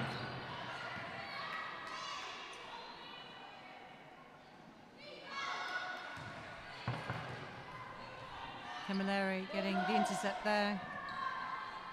Possibly could have got both hands to that ball. I think she underestimated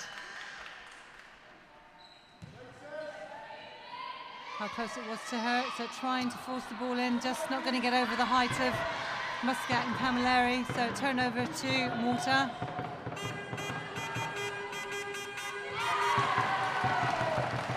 Great interception there by Zeta for Ireland.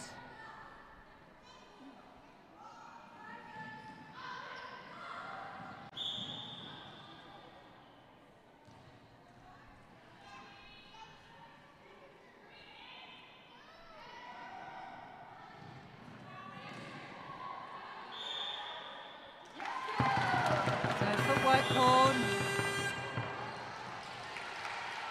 And again, another one. We've seen a lot of footwork at this level this weekend, Pip. Yeah, we saw a lot in the last match as well. So again, things to work on for everybody.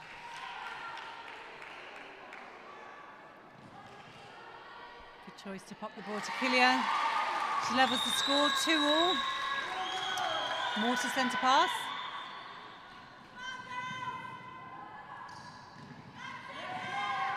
Good hands by Hart.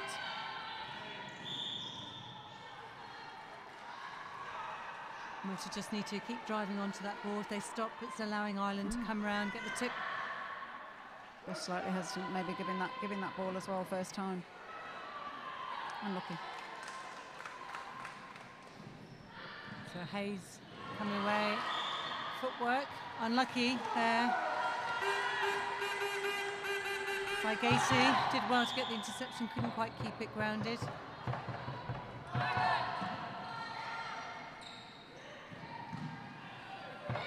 See Malta dropping back, not really putting strong second phase on the ball. No.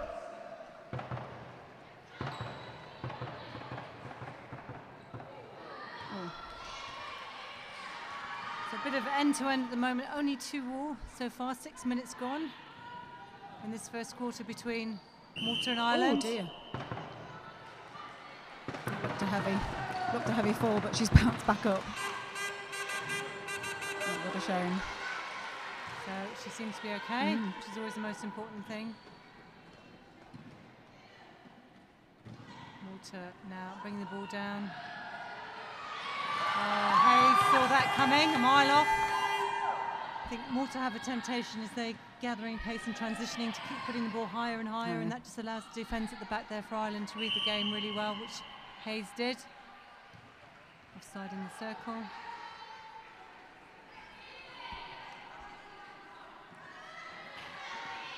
That's a nice ball in.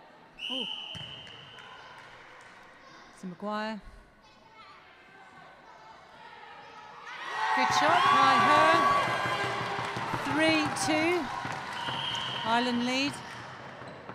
Perhaps a bit closer than we thought it might be at this stage. I think so, yeah. Both teams now settling in. Camilleri doing a good job pushing Maguire out and wide. Nice pop by Cook. So Simon scores. God, that'll settle the nerves there. 4-2 to Ireland against Malta, their centre pass.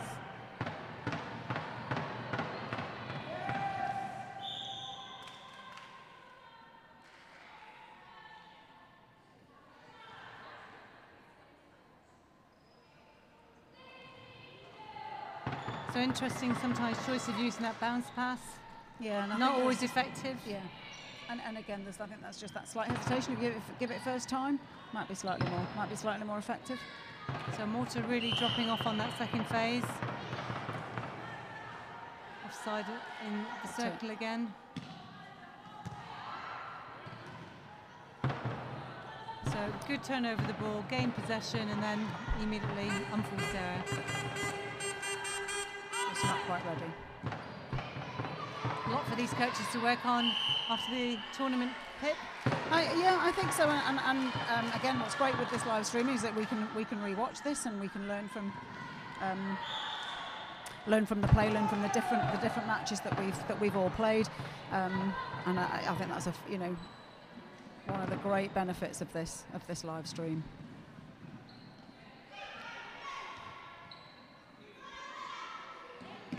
Well read by Camilleri there at the back. Just a bit of hesitation by Cook. Some of the shots this game and the last one haven't quite fallen for her, maybe feeling a bit under pressure. Simon, sorry. So here she goes again. Maguire finds Simon, nice strong cut to the ball. Just struggling to get some height on those shots at the moment.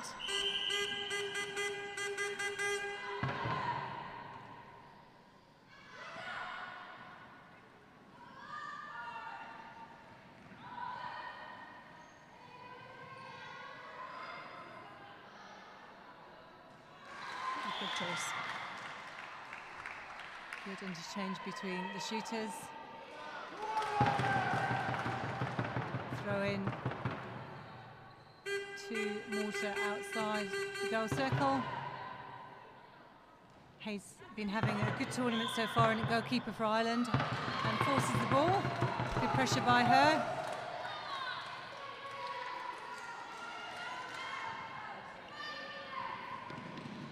Nice quick release of the ball. Pressure from Ireland. Yeah, nice passage. Nice passage of play. And rewarded now 5-2. Their centre pass.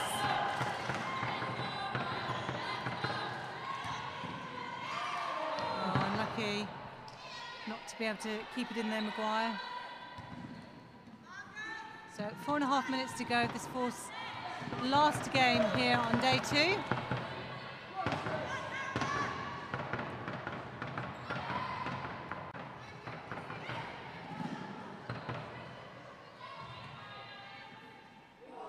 Possibly some tired legs out there today. I think we're all tired, aren't we?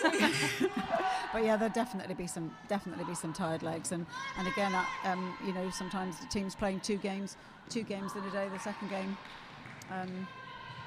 always going to be that little bit tougher.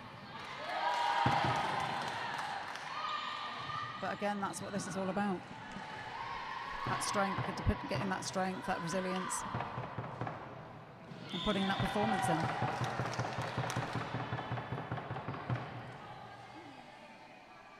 So Malta bring the ball down, but Hay says thank you. Oh, unlucky. I think she's been pulled for contact. Baldacchino looking for options. See the pressure that she's putting on the ball there, Hayes. And again, great defending by her. She was outstanding in the game earlier against the Isle of Man. Yes, yeah.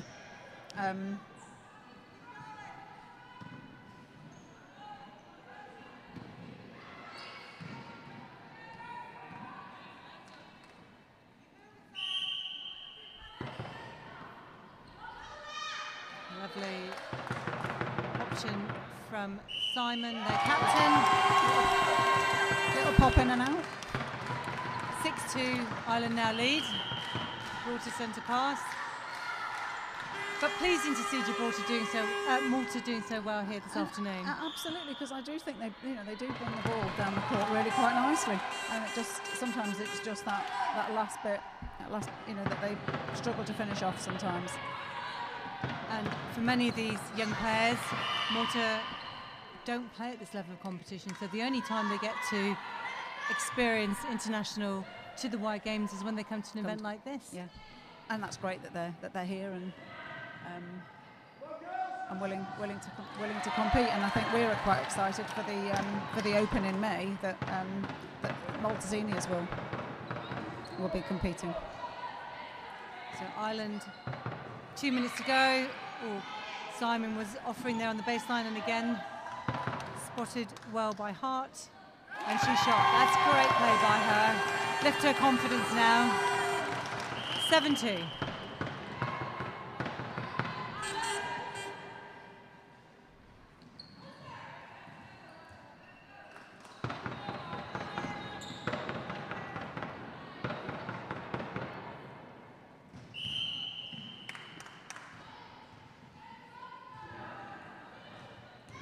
Good hands and pressure by Muscat and Camelia in there, really closing down the options, playing a lot of front ball, the defenders there.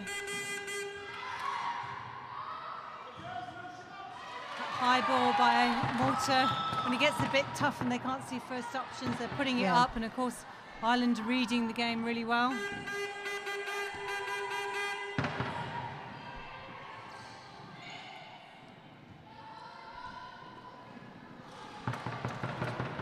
Forcing that into the circle as well, unfortunately. Hayes will bring the ball out, finding Stingemore. I hope her club are enjoying the match here this afternoon.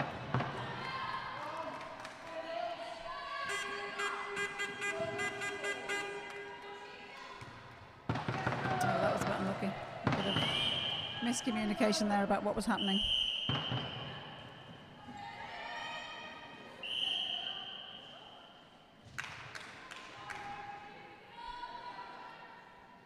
So Maguire in the last few seconds of this first quarter, 8-2 Ireland.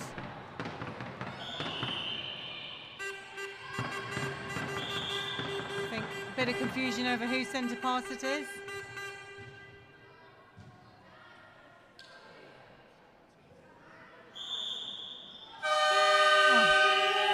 So a little bit of confusion there, but as the teams take to the bench for the first break, Ireland have got the nose ahead, 8-2 so far. And Malta running off seeming quite pleased with their performance, despite the fact they've only scored a couple of goals, but seemingly quite pleased with that performance. Sure, Ireland will be the same.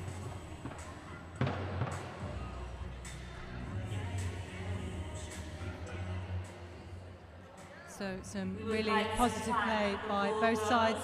I think one of the experiences we're seeing is as the days go by and teams have played twice in a day, just those unforced errors creeping into people's games. How would you encourage the players to stop doing that? It's that the rest in between the games is so important. The ice baths, the food intake, the calorie intake is so important. But I think they've just got to sort of like really steady that down. Look at the opposition, look at the options that they've got in terms of the passages of play down the court, sort of thing. So, I think it's just all about if you play twice or you're playing twice, just to take that time, because you're going to be tired and you're going to be even more tired at the end of the game. And how many of these players do you think have experienced ice bath before the weekend? Not many of ours had, so there were some grimaces, without a doubt, sort of thing. But I think they absolutely, they understand the value of it, and again, that's a great thing to be able to have at these types of competitions. But they definitely feel the value of that. And have the management team been supportive by joining in the ice bath toolkit? From the sideline, yeah. From the warmth of the side of the room. Yes, definitely. But yeah, no, it's just such an important part of their recovery. And I think one of the great aspects of this game is that it is replicating international competition. Gibraltar have worked really hard in putting on an event this weekend which mirrors anything that we're able to do anywhere else. They've created a clean court here, beautiful quality facility. The court is amazing. We've seen comments all weekend about, what an amazing court this is to play on. Great for the players, great for the umpires, spectators as well. So they get to see they get to understand what's going on more in terms of offsides and that sort of thing as well. So it really is a fabulous setup here. And the fact that the volunteers from Gibraltar spent hours last week hand-picking off all the lines to create this opportunity is just amazing. It is, and I don't envy them putting them back down. My straight lines are not particularly good. And again, it's great that the management here will allow them to do that. And it just shows what great support that they have. And of course, we keep saying it's not that many weeks away before Netball Europe heads to the Isle of Man for the Netball Europe Open Challenge. First time you've ever hosted an international event. The stakes are high because you're having to follow both Gibraltar and Yorkshire Netball and Huddersfield last weekend. Absolutely, it's a hard act to follow. Yeah, there's no pressure, Lynn. But we fingers crossed we can do a good job, and put on something just as special. I'm sure you absolutely will, and we'll look forward to heading down, heading up, heading north. I was talking to somebody today and they're saying, what do we need in the Isle of Man? I said, it's northern England. You need jumpers and coats no matter what time of the year it is. It's May. It's going to be lovely. I'll hold you to that when we get there. Okay, promise. So as you can see, there's been a couple of changes in this game. Malta have brought on Gouldies at wing attack, and Ireland have brought Hughes on at goal shooter and Morgan on at wing defence.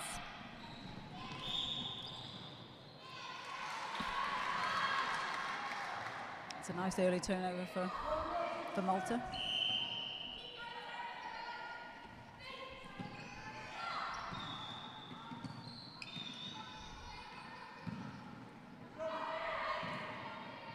So Baldacchino looking for options.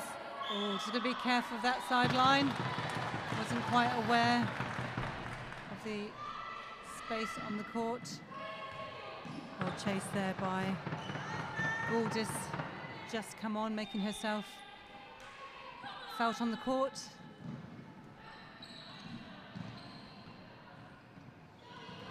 Great. Nicely seen. Interception by Mikkel left at centre for Malta. So offside call.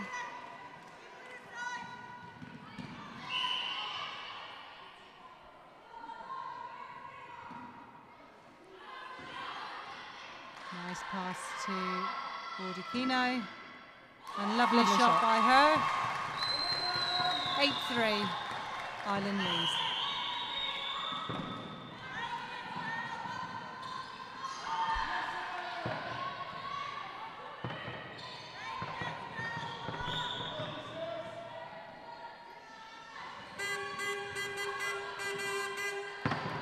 So good to see second phase defence there by Ireland. Great cut into Kilia. Well held. He sweeps up.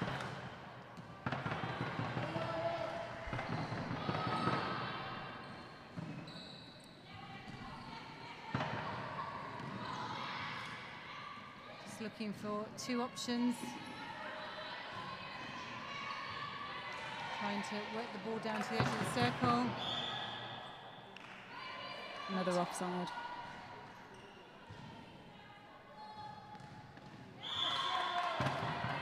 Unlucky there by Redman.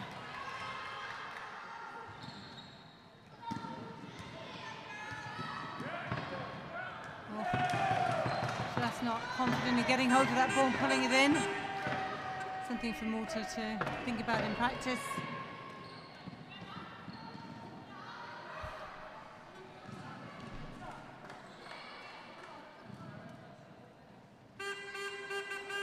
Simon coming out, playing a bit deeper. Now Hughes on as a target there. In the goal circle. 1 from 1 for her so far this match. 9-3. Ireland against Malta.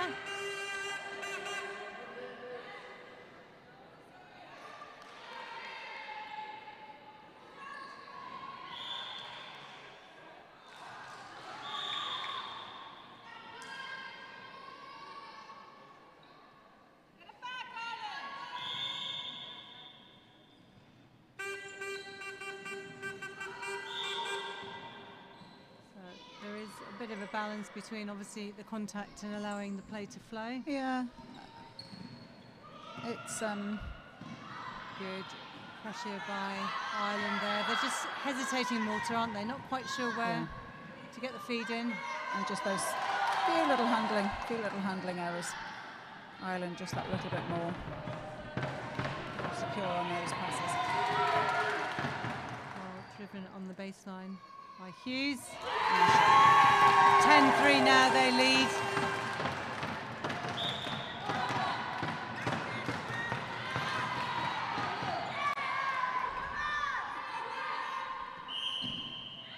Footwork, doesn't quite manage to keep hold of the ball.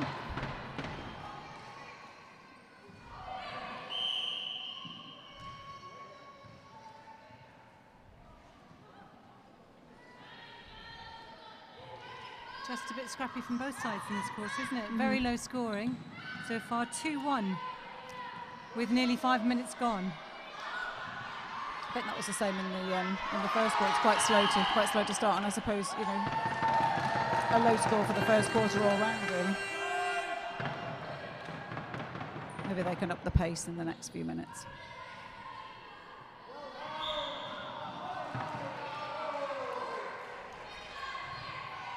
So who will settle into this second quarter quicker? Just looking for options. Better passage of play. Oh, not able to hold on to the ball.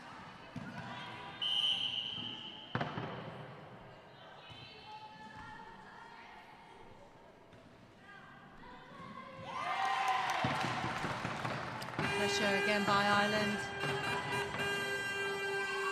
They're really Clearly not sure where their space is in their circle. Malta. Hayes didn't quite get her feet round quick enough. Yeah, and it's just, again, it's that. Oh, good. I hope she was going to do that. Dump that off. Pop that over. Lovely. So, 10-4. Ireland lead. 2-all this quarter. Well, held there by Redmond. I'm not sure about these ribbons flicking around and landing all over. Lovely weighted ball there. Finding Simon under the post. I think Ireland have got some war paint on as well. I think they've got some nice little bit of extra kit on their cheeks. You'll feel all greasy Yeah, you on might. your face. Think of it, yeah. Maybe it's a new trend. Must be.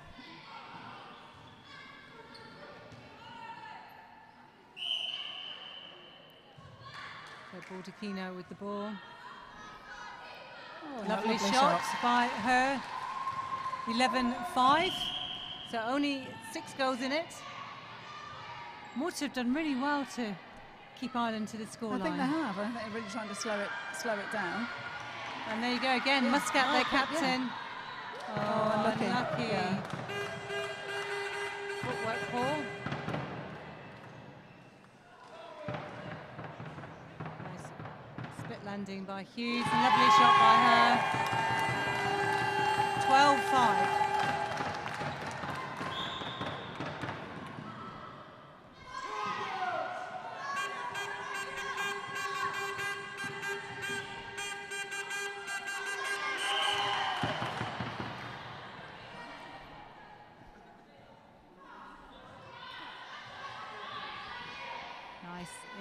Into Killia. Will get the penalty shot. Oh, pressure there by Hayes. Lovely shot. 12-6.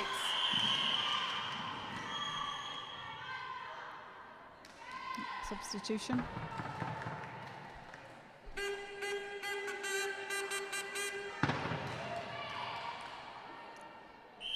So Morgan going off. Great vision there from Hart, finding Hughes under the post. Simon tenacious in the rebound, didn't quite get enough Good height. defensive, nice defensive work. Oh, unlucky, they couldn't keep hold of that one. And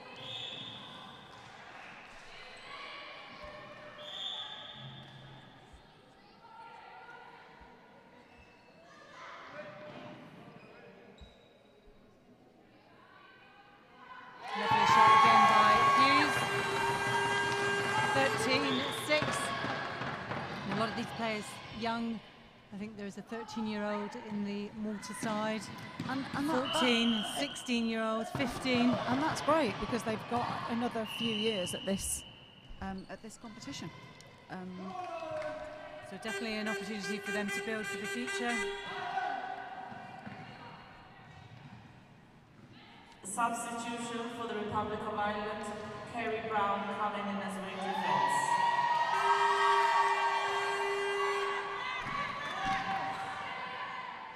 I think Malta have got another turnover. Yeah. See if they can capitalise on it. Just need to look for options, keep driving towards the ball, not to disappear down to the end of the court. Yeah, Killia annoyed with herself, understandably. Yeah. You know, it's those little differences, isn't it? They could have scored off that. Keeps the distance between the two to a minimum.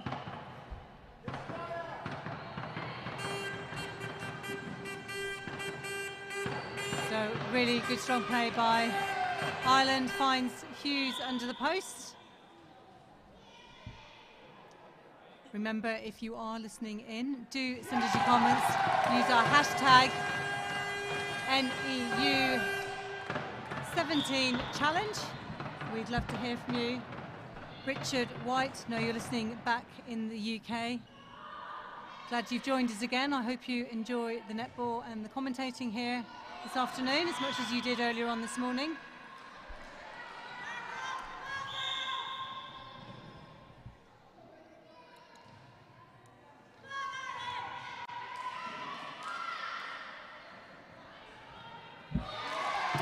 one of the nice things about these types of competitions is that you and the support that you get from family, from friends, people who've never seen the game before, and then they realise that they absolutely love it. You know, they just think, why haven't I watched this? Why haven't I watched this before? This is a great game. I don't understand why people don't. I don't know, why yeah. hasn't anybody not been involved in netball all their lives, Pip? What else is there to do in life? But I think that, you know, it's great because the netball audience is growing, and again, it's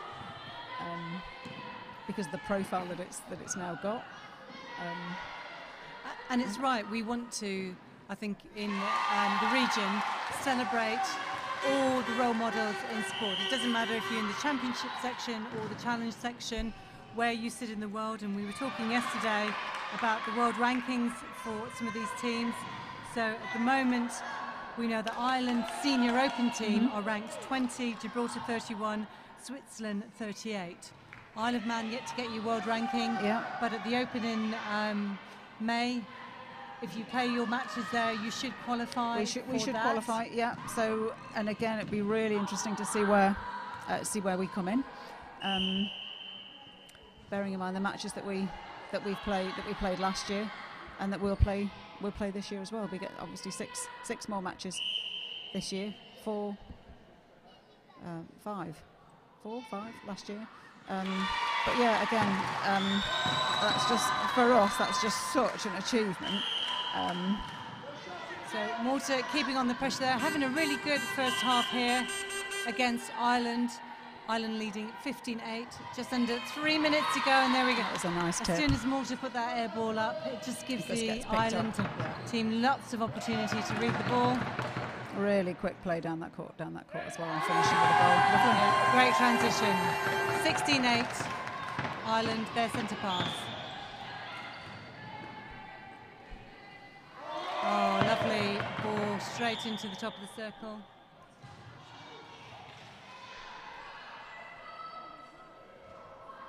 Contact called against Simon.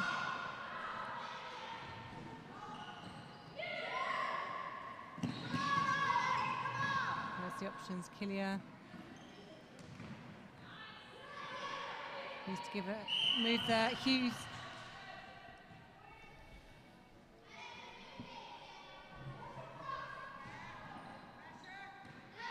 Nice, between Baldacchino and Killia.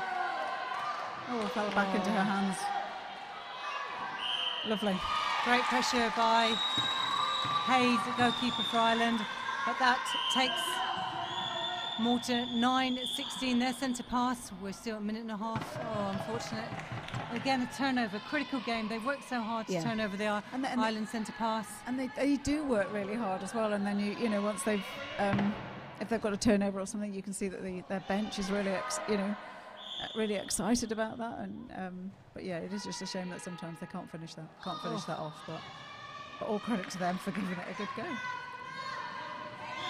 So Simon, straight out interception, which is what the coaches will tell you to do. The minute you lose the ball, get out and put pressure on back again, from an attacking unit perspective, which she did really well. Deserves that shot. 17-9. We're into the last minute here until half time.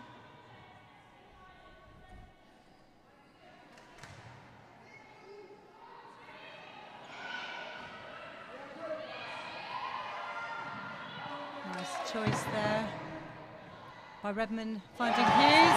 Beautiful shot. Nice long shot. Rice smile. She'll be happy with that. A few seconds left. 18-9, still 30 seconds left, and as we know in this game, it was a lot of time, but perhaps Malta, not quite experienced at the level, didn't sense that they still had loads of time. Now, what can Ireland do? Oh, still chance for Malta. Oh, lovely. Into Baldacchino. Oh, well done. Changed hands a few times. 18-10.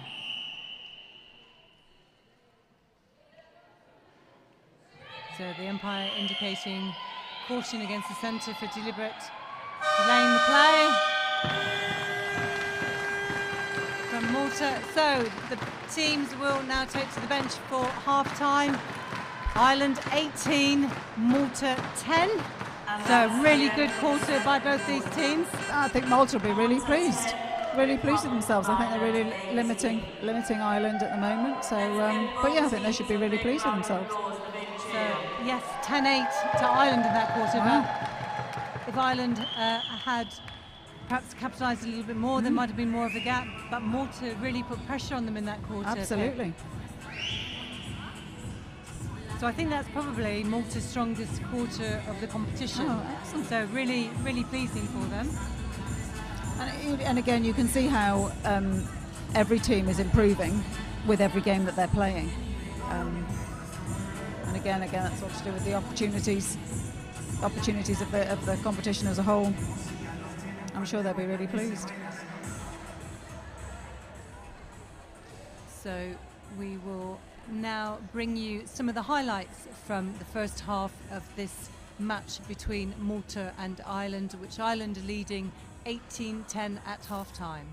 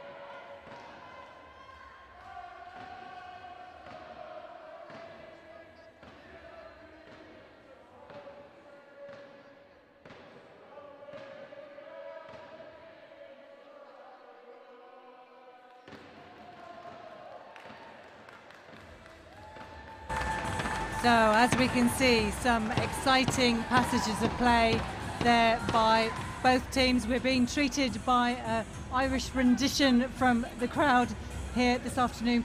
Pip, great to see so many supporters travelling down here to Gibraltar. It is. They're in great spirits, aren't they? And it is great to have. It is great to have a crowd, isn't it? You know, the atmosphere is just brilliant. It has, and this venue this weekend's been packed for every single match this weekend. So again, expecting you to do the same when we get to the Isle of Man in May. Well, our tickets are on sale. So if you go to netball.im, you can buy tickets for our event in May. But yeah, hopefully bring your wellies and you jumpers. No, Lynn, no. I'm going to get shot by the Isle of Man Tourism Board at this moment in time. T-shirts and shorts, you'll be fine. So we will shortly be seeing whether any of these teams have brought the changes. And there you can see the travelling Irish support, dressed up and loud and proud, really supporting well. I don't think they realise they're on TV at this moment in time. They'll enjoy watching that on the live stream feedback. So for all of you back home, remember, if you are wanting to join Pip and I, use our hashtag NEU17 challenge, and we'll do our best to bring your comments to us. So I know Cecile, Lilbo White and Xavier are listening back in the UK, tuning in to see what the netball is down here in Gibraltar. And Dalton Redman is here in the stadium. I'm not sure if he's dressed in one of those Irish hats. It's difficult to tell. It's a very professional Twitter photograph, and what we're seeing there is obviously what he does in his spare time supporting netball, which is great. And of course, Nat Pepperell back down in the southwest country in the UK, somebody we know very well. When we talked about netball, Nat rightly said, is there anything else apart from netball in life? I'm actually struggling to hear you at the moment, Lynn, because of what's going on in the background. But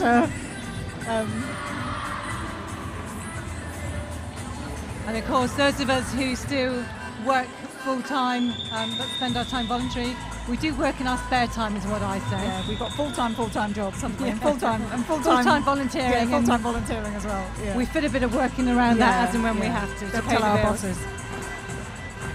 I'm sure somebody's going to quote me now back in my local authority on that. I can sense that was not a wise thing to say. So as you can see, Ireland leading this game against Malta 18-10. It's been really close, really competitive. And let's see what the second half's going to bring.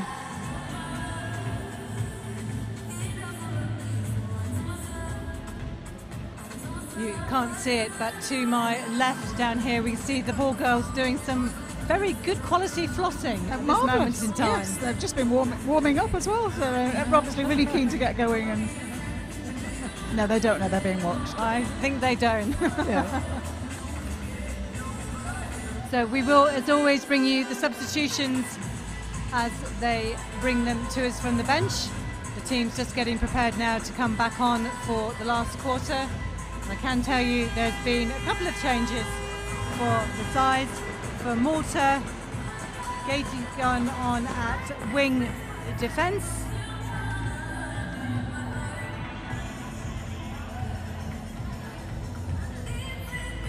And Ireland running the changes slightly. Eaton now on at wing attack. Fisher in at shooter. Hughes moving to goal attack. And Redman on at centre.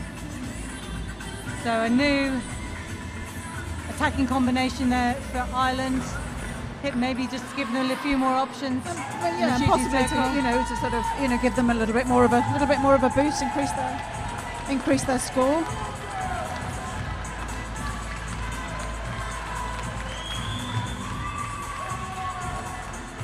And maybe run their bench a little bit more as well.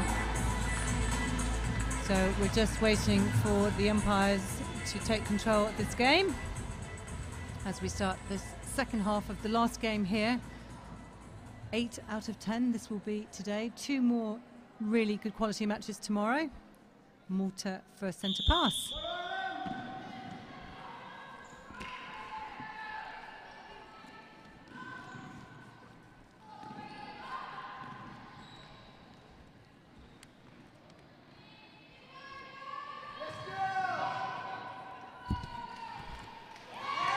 Hands there by Redman, moving out to centre now for Ireland.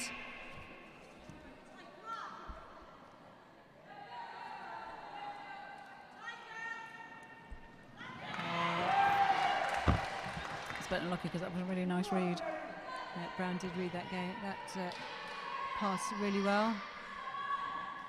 So we see Eaton at wing attack. Fisher down the other end, Killia and Baldacchino here.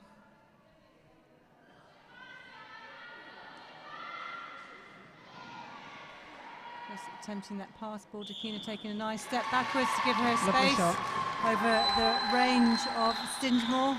Worked in her favour, 18-11.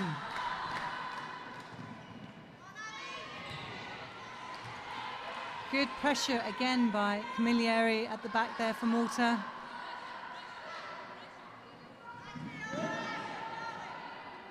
So it's going to be who can settle into this game now with the changes at half-time. I don't think the players are sure who the umpire indicated, but it is a Malta throw-in.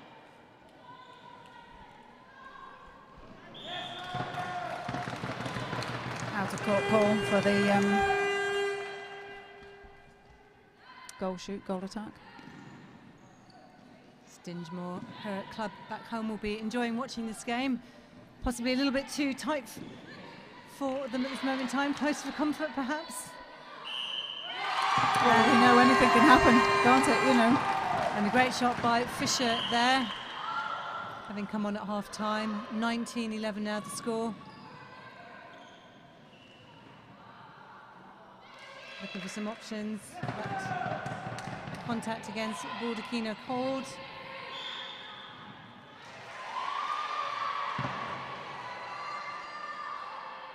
That might have been footwork. I think that was footwork. So pressure from Eton.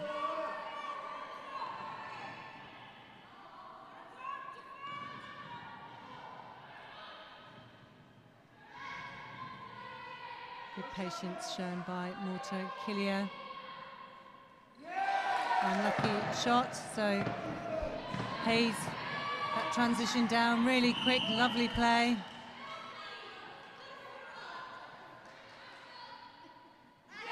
And Fisher scores another one. 20-11.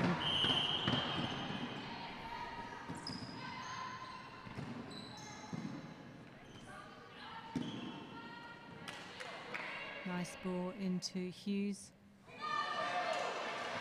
Good rebound by Muscat. Now can Malta transition.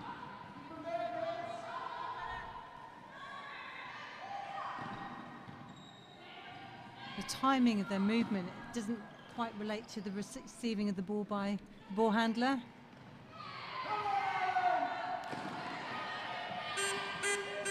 Their movement is good. It's just that split second, the timing. Oh, so unlucky there by Muscat, just didn't quite get the timing on the interception right. So Hughes pops it in. 21-11, 10 goal gap now. Malta centre pass.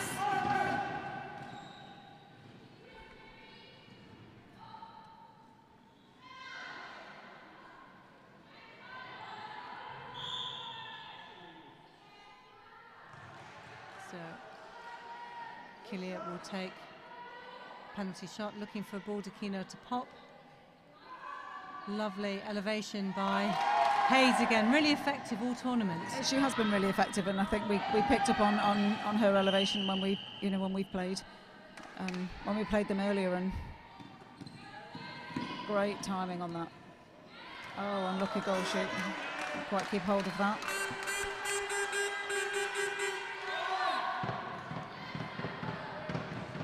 Malta will get another opportunity. Just got to watch those aerial balls. You can see the Ireland team hunting all the time. If you watch Hughes, she's on her toes. Just Stingemore didn't quite get a distance before her hand went up.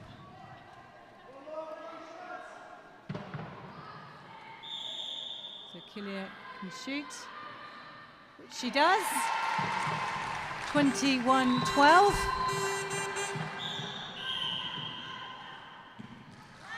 Ireland breaking on their centre pass.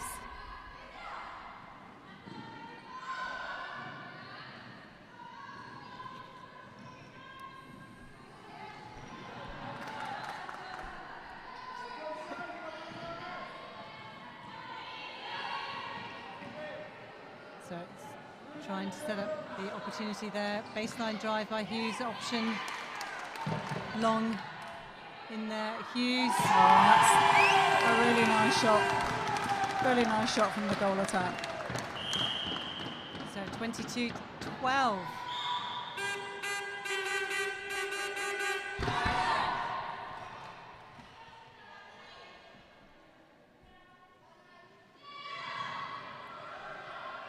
Producing a free player there. Kilia taking a nice drive through, cutting the defenders. They're keeping in touch in this game, 22-13. Yeah, fairly level this quarter so far.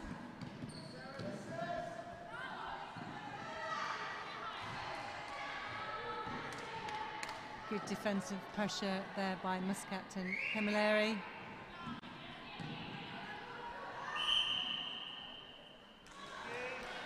Goal attack contact on that. And that defense. Oh, great well interception by Redman. Hughes. Lovely. Really nice, calm shooting action. 23 now, 13. Another footwork call there.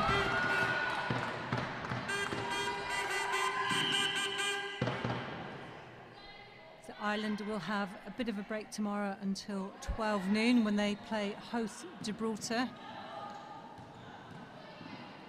And of course, at 10 a.m. tomorrow morning, we see Switzerland take on Isle of Man.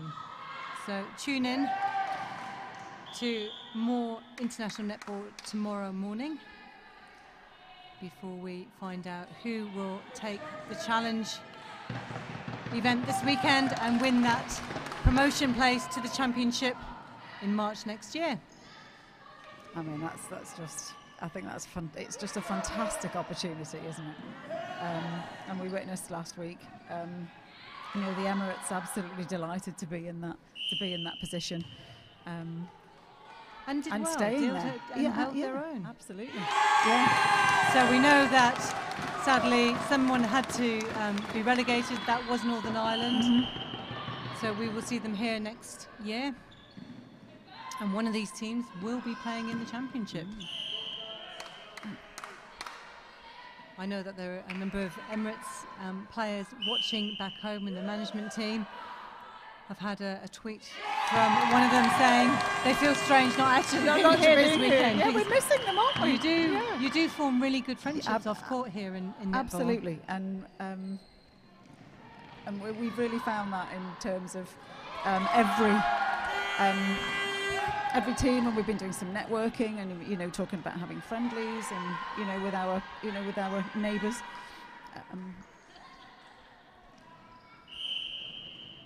So that again, that's being part of Netball Europe gives you those opportunities that we wouldn't ordinarily have.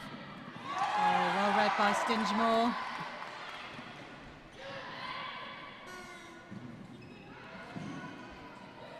I'm sure her netball club back home, Rudgewick, would have given a huge shout at that particular moment in time. Oh, we played ball, our goal defence, and so it's got to be a pass. So 25-13, Penn Island. I think another one. Nice weighted pass to Fisher. And Hughes finishes it off, 26-13. 5 minutes left here in the third quarter.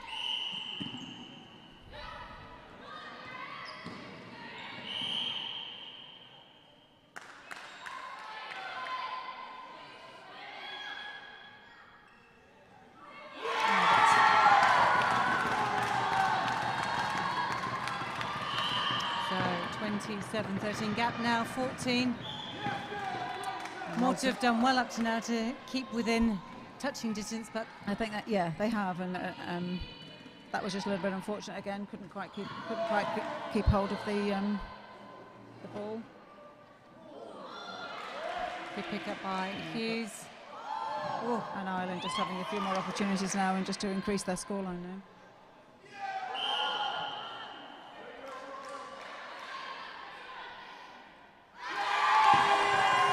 Good persistence by Ireland. 28-13, their centre pass.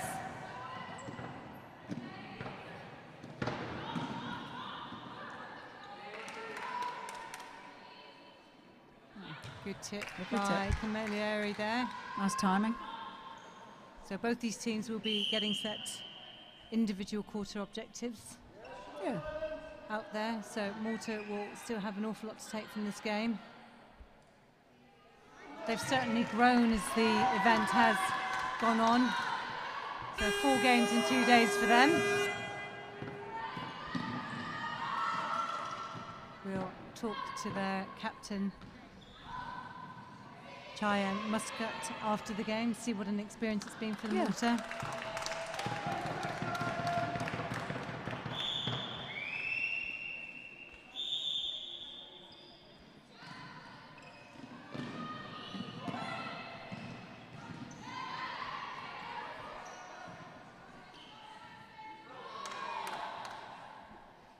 Lovely, long shot by Hughes again. 3 minutes to go to three-quarter time, 29-13. Beautifully. Oh, I'm looking. I was going to say that was beautifully read and an intercept, but.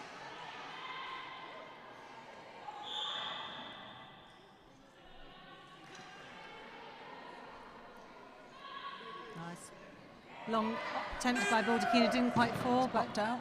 Speed and transition now. Oh, didn't quite finish it off there. Ireland still their possession.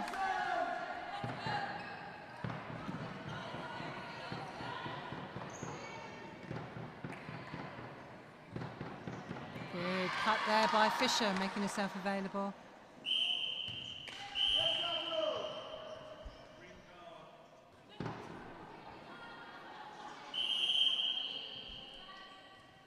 Lovely by Fisher again. 30 against 13. Only 3 goals for Malta this quarter, so Ireland have really stepped up their defensive pressure throughout the court.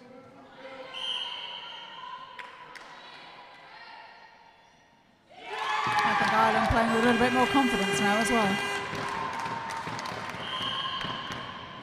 So great to see some of the sponsors here for Gibraltar, Mizuno Teamwear UK, who've provided the kit for Gibraltar, joining us on Twitter. We appreciate all the support we get for all our member countries and Netball Europe. Of course, we can't have too much, Pip, so if anybody would like to come and work with us, we would be more than willing to hear from you.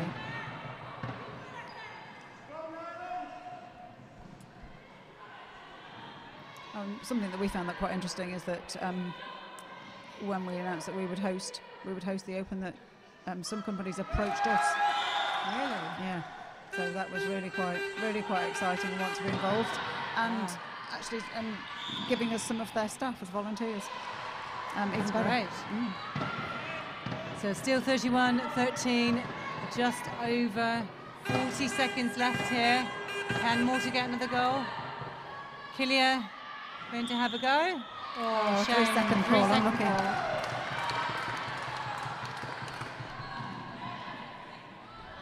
Nice long ball.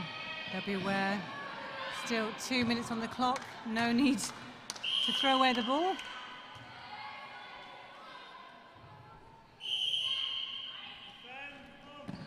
A few seconds now to get this back down, see if they can. Good pressure there by Eaton. Played well since she's come on. Yeah. For this quarter. Gaty at wing defence. Malta just looking for options. Crowd counting down the time. Well played by Stingemore. So, as the teams take to the benches for their last break in this game, Ireland now have a commanding lead over Malta, 31 goals to 13. What do you think of the game? A lot more pressure on, from a lot more persistence from Ireland in that quarter. Maybe those changes working well for them. Malta still digging in, which is great to see, having lots of possession. But Ireland definitely the more dominant now. So that whole shooting and centre court end changes for Ireland have proved really effective. 15-3 that quarter compared to 10-8 the quarter before. So more opportunities. Attacking unit is really putting pressure as Malta try to bring the ball out. And maybe fresh legs is helping as well with that, bringing on some substitutions from the bench. Again, we play everybody, playing 2 matches a day. The fresh legs really helping and pushing on that score. So we'll see what changes either of the teams make for their last 15 minutes.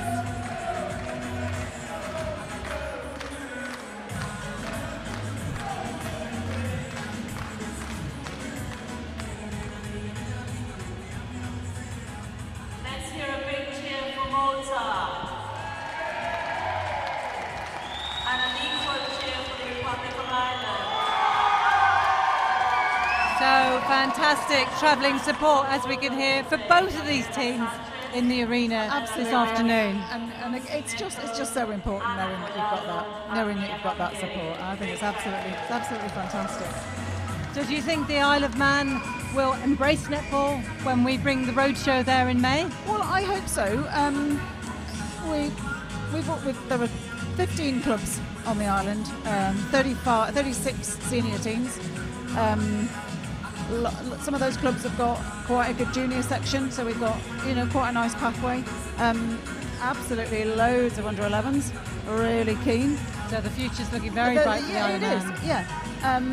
Probably only about sort of nearly 700 members in total, but that number is just growing year on year. And why do you think that is, Pip? Is it because you've become a national governing body? Do you think it's the accessibility with netball?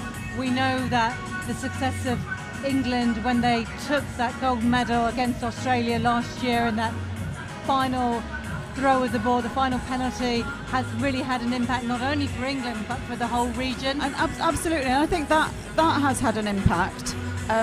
With us being a national governing body and playing at Netball Europe now, that has had an impact. There's a really good scheme on the Isle of Man, run by Isle of Man Sports, called Manx Youth Games.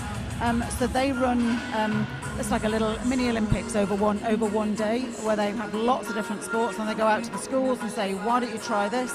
And then so they encourage coaches to run those things. It can be any different sport, and then at the end of it, they're encouraged to join a club. And that's how we're getting a lot of our new members in at such a young age, and they're sticking with us, you know, and they absolutely love it. Sport on the Isle of Man is fantastic. You can play any sport virtually that you want, but we are afforded those opportunities by Isle of Man Sport, and it's great. And of course, I remember last year at the May Open when you came for your first international senior competition, that when your team arrived back on the Isle of Man, you had been greeted by people. There were cameras there. It was just amazing. Absolutely. You know, and I don't think they expected that. You know, and they was really quite shocked. You know, just get to walk off the plane like they normally would. You know, and get into their cars and drive home, sort of thing. But it was fabulous. You know, and there was videos on social media, and you know, lots of sort of press celebrating their success and whatever. And that does help in terms of raising our profile, and long may that continue. And I think again the Open will enforce that even more. So let's see now what these two sides can do in this last 15 minutes. Ireland leading 31-13. Fisher working herself in under the post.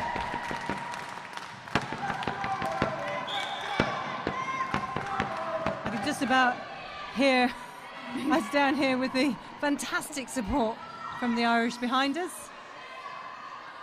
Kilia looking to resettle. Nice hot by Baldacchino. Great shot by her. 32-14. It's great that people will travel, you know. Because it's not easy for some people, is it? You know, in terms of taking time off work or whatever. But yeah, supporting their either family or their friends or just the sport in general.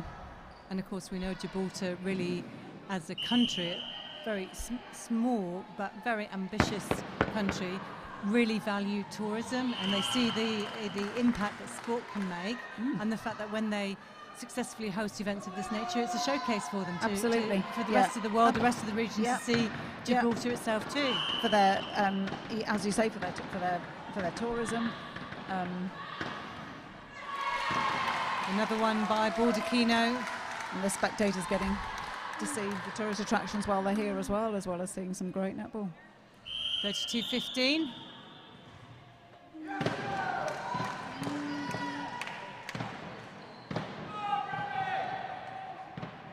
Not quite sure the umpire's changed the direction of her indications. Players a little bit confused.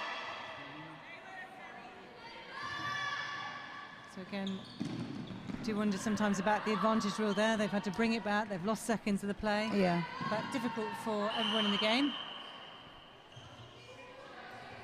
It's a great opportunity for these umpires as well, though, because I think some of them are on an ID pathway. Yeah, I think all but one has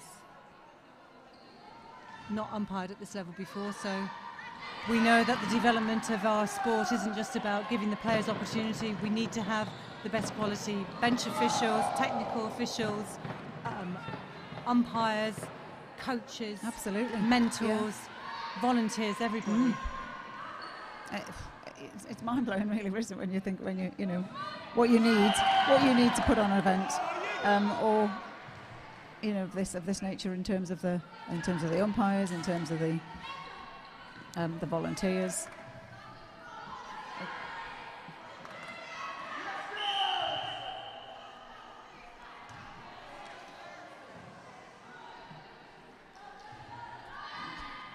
That was a lovely shot. And this is just such a great environment to do all of that as well. So Malta actually up in this quarter, 3-1 at this moment in time. Great start for them. If they could just build that consistency over the whole of the match. Yeah, super shot. 33-16.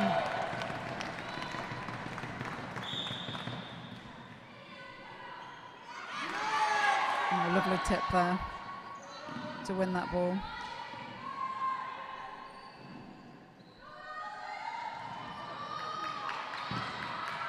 And a pick up by Malta, which is great. So can they keep the ball down? Great drive onto the top of the circle. Yeah, contact call now and a penalty. So Bordakino keen to take the ball. Not surprising. Finds Kilia. Great shot by her too. 33-17.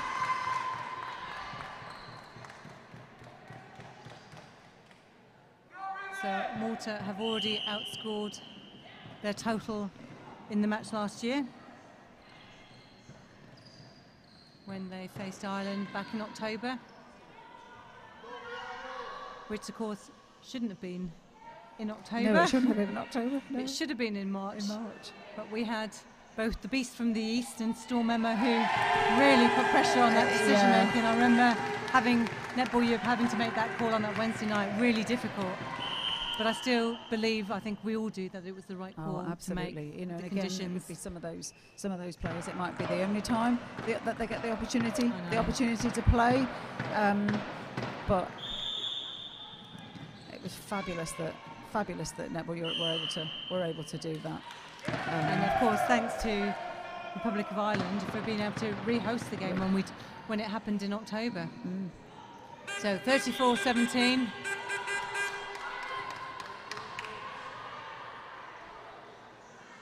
Malta win the ball, contact against the goal attack.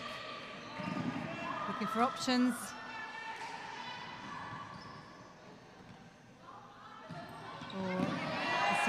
Brown's going to be all over that, but unfortunately couldn't quite keep hold of it. Nice intercept by her.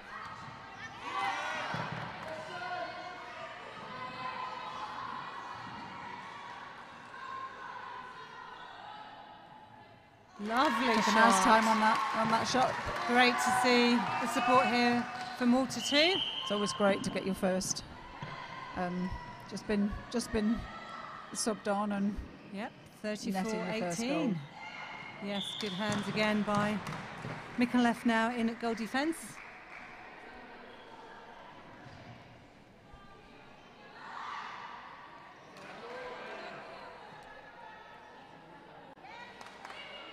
Nice rebound there from the goal attack. Lovely. Hughes kept hold of that one well. 35 plays 18 now. 9 minutes to go. Oh, well seen by Redmond. I know her dad is in the crowd. I think he's one of the leprechauns. Sometimes parents can be really embarrassing. Well, it's our job, isn't it? Yeah. I'm a parent. How can I say that? Yeah.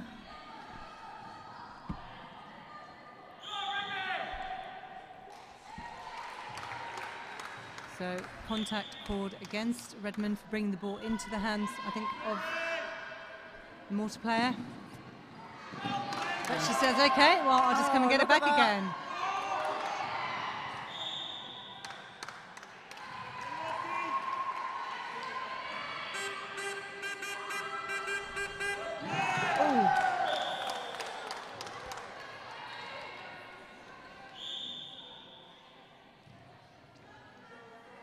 So both players out.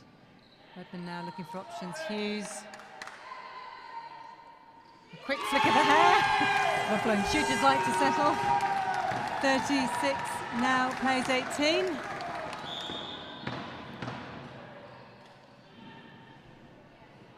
Good Strong second half performance here by Ireland. They'll be pleased about that. They've still got to go on and play the host Gibraltar tomorrow at 12 o'clock. We'll bring you that game live too.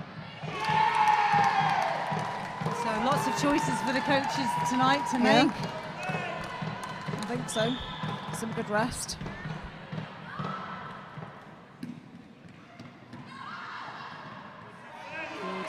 Finding goal attack. Oh, what a shame.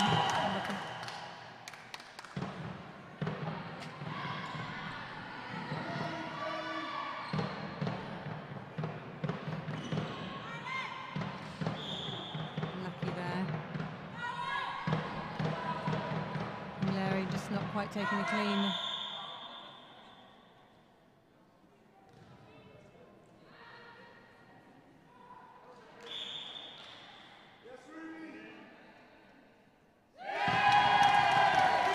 Again, 20 goal gap now, 38 against 18, just 6.5 minutes left of this quarter.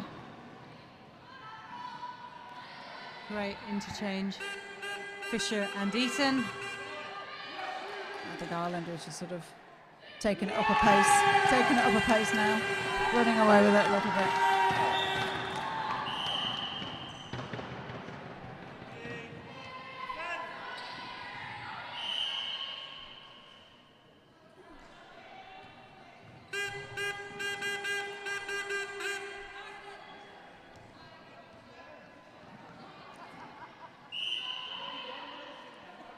Obstruction. It'll be a double penalty. You'd expect to see the shooter come and put a bit of pressure on those defenders. Yeah. Great ball by her though. 20 goals still in it, 39-19.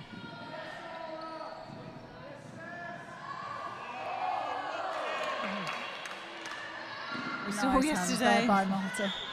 Somebody, I can't remember which team it was, threw the ball from outside the circle, it went straight through the ring as a goal, and everyone just stopped and waited to see what would happen. That might have been one of our games. Was that yesterday? Was it Iron Man? I think it was. I think it was, yeah. You could hear the bench going, play on, play on. Yeah. So Fisher now hit their 40 against 19. And the crowd sensing that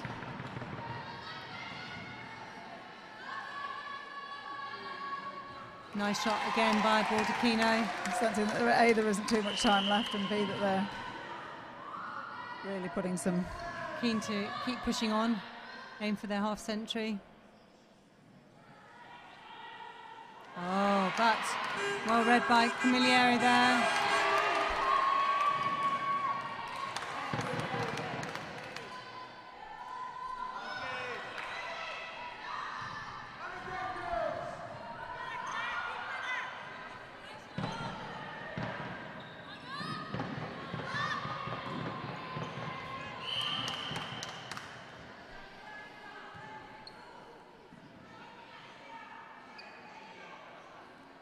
Unlucky with that shot.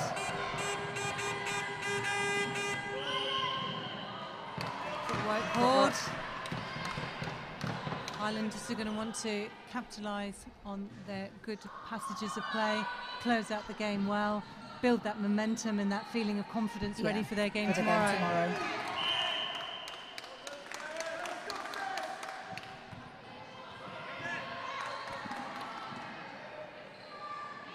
Hughes coming deep. Fisher. Oh, that just hovered there, didn't it? She gets another go. So 41 now, 20, but good scoring by Malta in this game. 3 minutes left.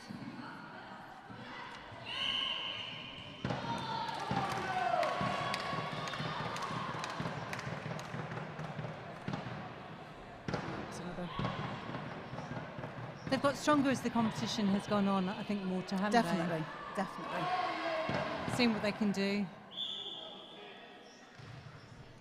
And you can see their growth in confidence without a doubt.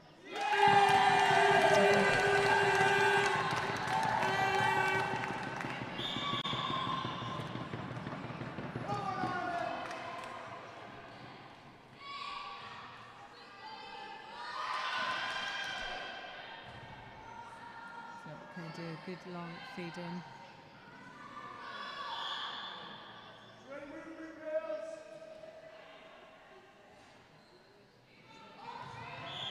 Unlucky there.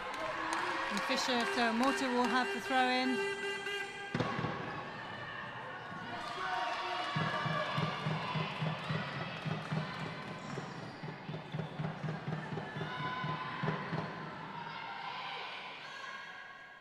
Can Fisher score? She can. Looking pleased with herself, and why not? Absolutely.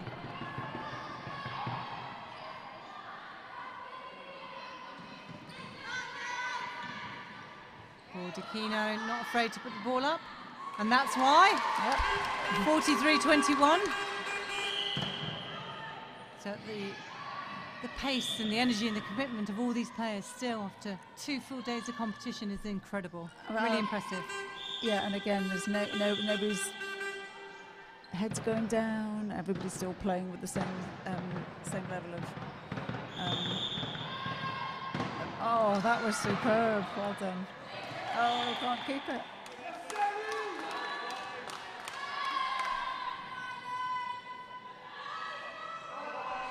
Great feed into Hughes, holding a really strong post. 44-21, last minute now, Pip, of this game. See if Malta can. Oh, unlucky. There'll be a penalty. They've got time if they're quick. 40 seconds to go. See if they can get half. Yep. Oh, unlucky. Oh, they were aware they just needed that goal in. They knew they were nearly there at halfway mark. Footwork. Yeah. Is that in unison? Are we umpires, Lynn?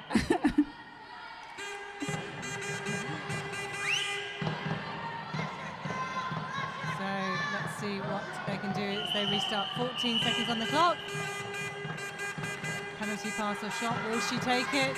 She will. Oh, so unlucky.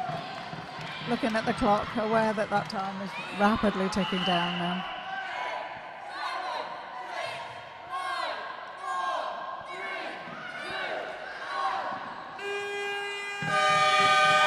And there we have it.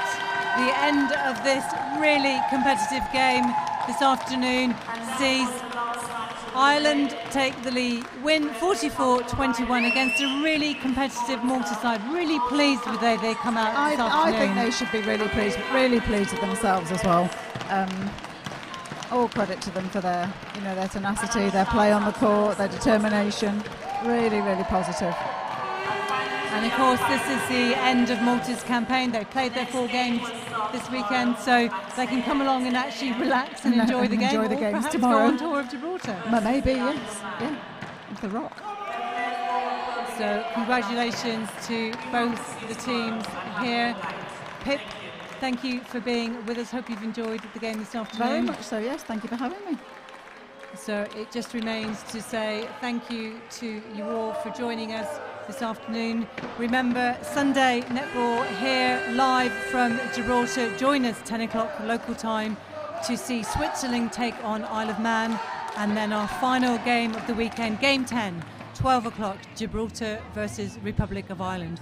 We will also bring you the presentation of the awards, the player of the tournament, all live here tomorrow.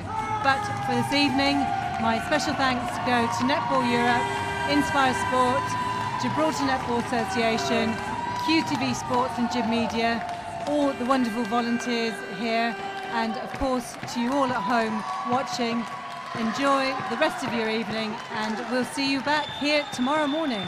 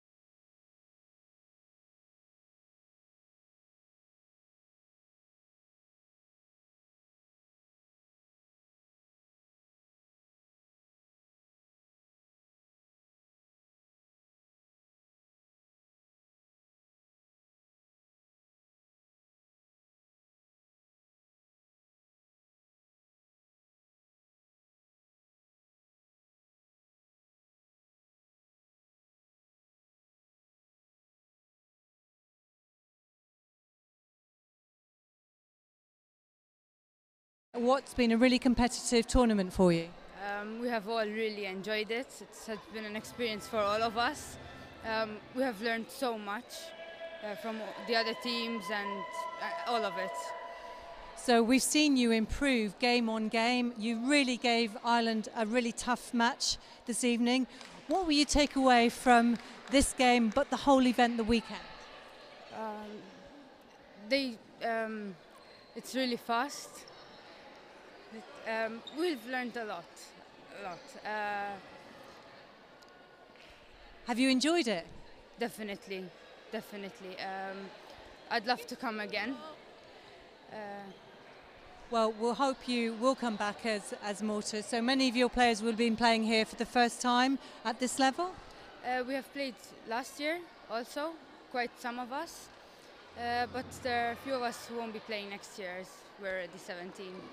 So you've had a great tournament. I know that in Malta you don't get a lot of competition, so you literally come from one event to the other like this.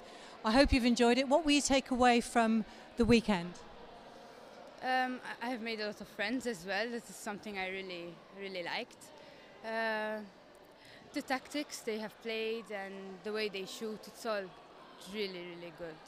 So you've been in a unique position to take all of this back to Malta. Well done here this weekend, and we hope to see you again in the future. Hope so. Thank you very much. Thank you.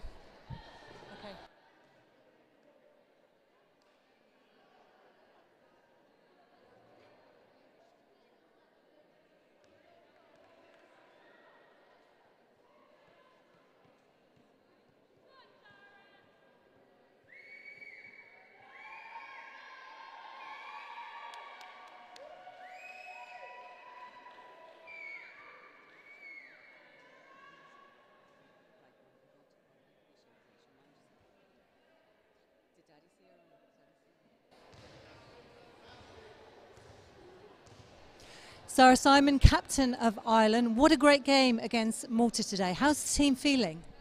We're really excited because we weren't too happy with how we performed in the game this morning. So we were really happy, and we said we'd fight for this game, and we did that. So. What did you do differently? So on this morning, a break, come back, different team, different tactics perhaps? Yeah, well, we brought all our subs in and everyone got a run for it, and we just had a team talk and we believed in ourselves as well. Yeah. And it's a tough ask for any player, not only to shoot but to be captain as well. How did you find that this weekend? It was great. I mean, I'm used to it by now, but I'm really proud to be captain and the shooter on my team. And of course, Ireland are closing out the tournament tomorrow, so against Gibraltar, and with some of the combinations, anything's possible in terms of where you might feel. So how are you going to prepare for that match? Well, we're just going to give it our all, and we're going to have a good team meeting and just be prepared and make sure everyone's ready and support. And are you all enjoying the ice baths, I have to ask you? No, they're really cold. Well, look, great game today. Congratulations to Ireland, and we look forward to seeing you tomorrow. Thank you. Bye-bye. Okay, we're done. Okay. We're done. Thank you. Okay.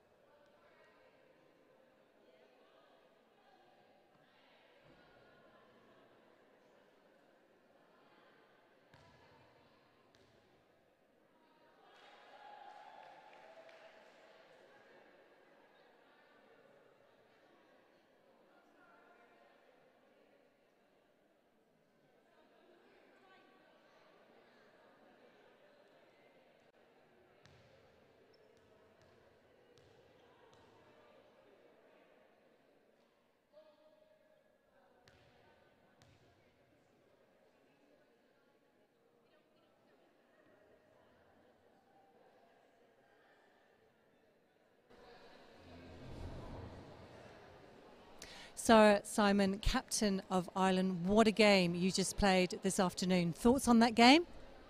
We're really happy with how we played, and with the lose this morning, we were pretty disappointed, so we're glad we fought on and we won the game.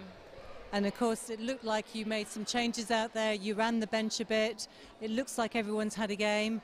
Effective, do you think? Yeah, very effective. I think the subs that came on really made an impact in bringing fresh legs, and it was just great because everyone got a run. And of course you close out the tournament tomorrow against Gibraltar, the hosts. The crowd's going to be loud, but I think you've brought your own travelling supporters with you this weekend. Yeah, that's going to be a real tough one, but we're going to fight on and prepare for that with the team meeting and just support everywhere. And of course the dreaded ice baths. You looking forward to those tonight? No, trying to avoid them. Oh, well, look, enjoy the rest of the evening. Well played again today, and we'll see you tomorrow. Bye-bye, thank you. Huh?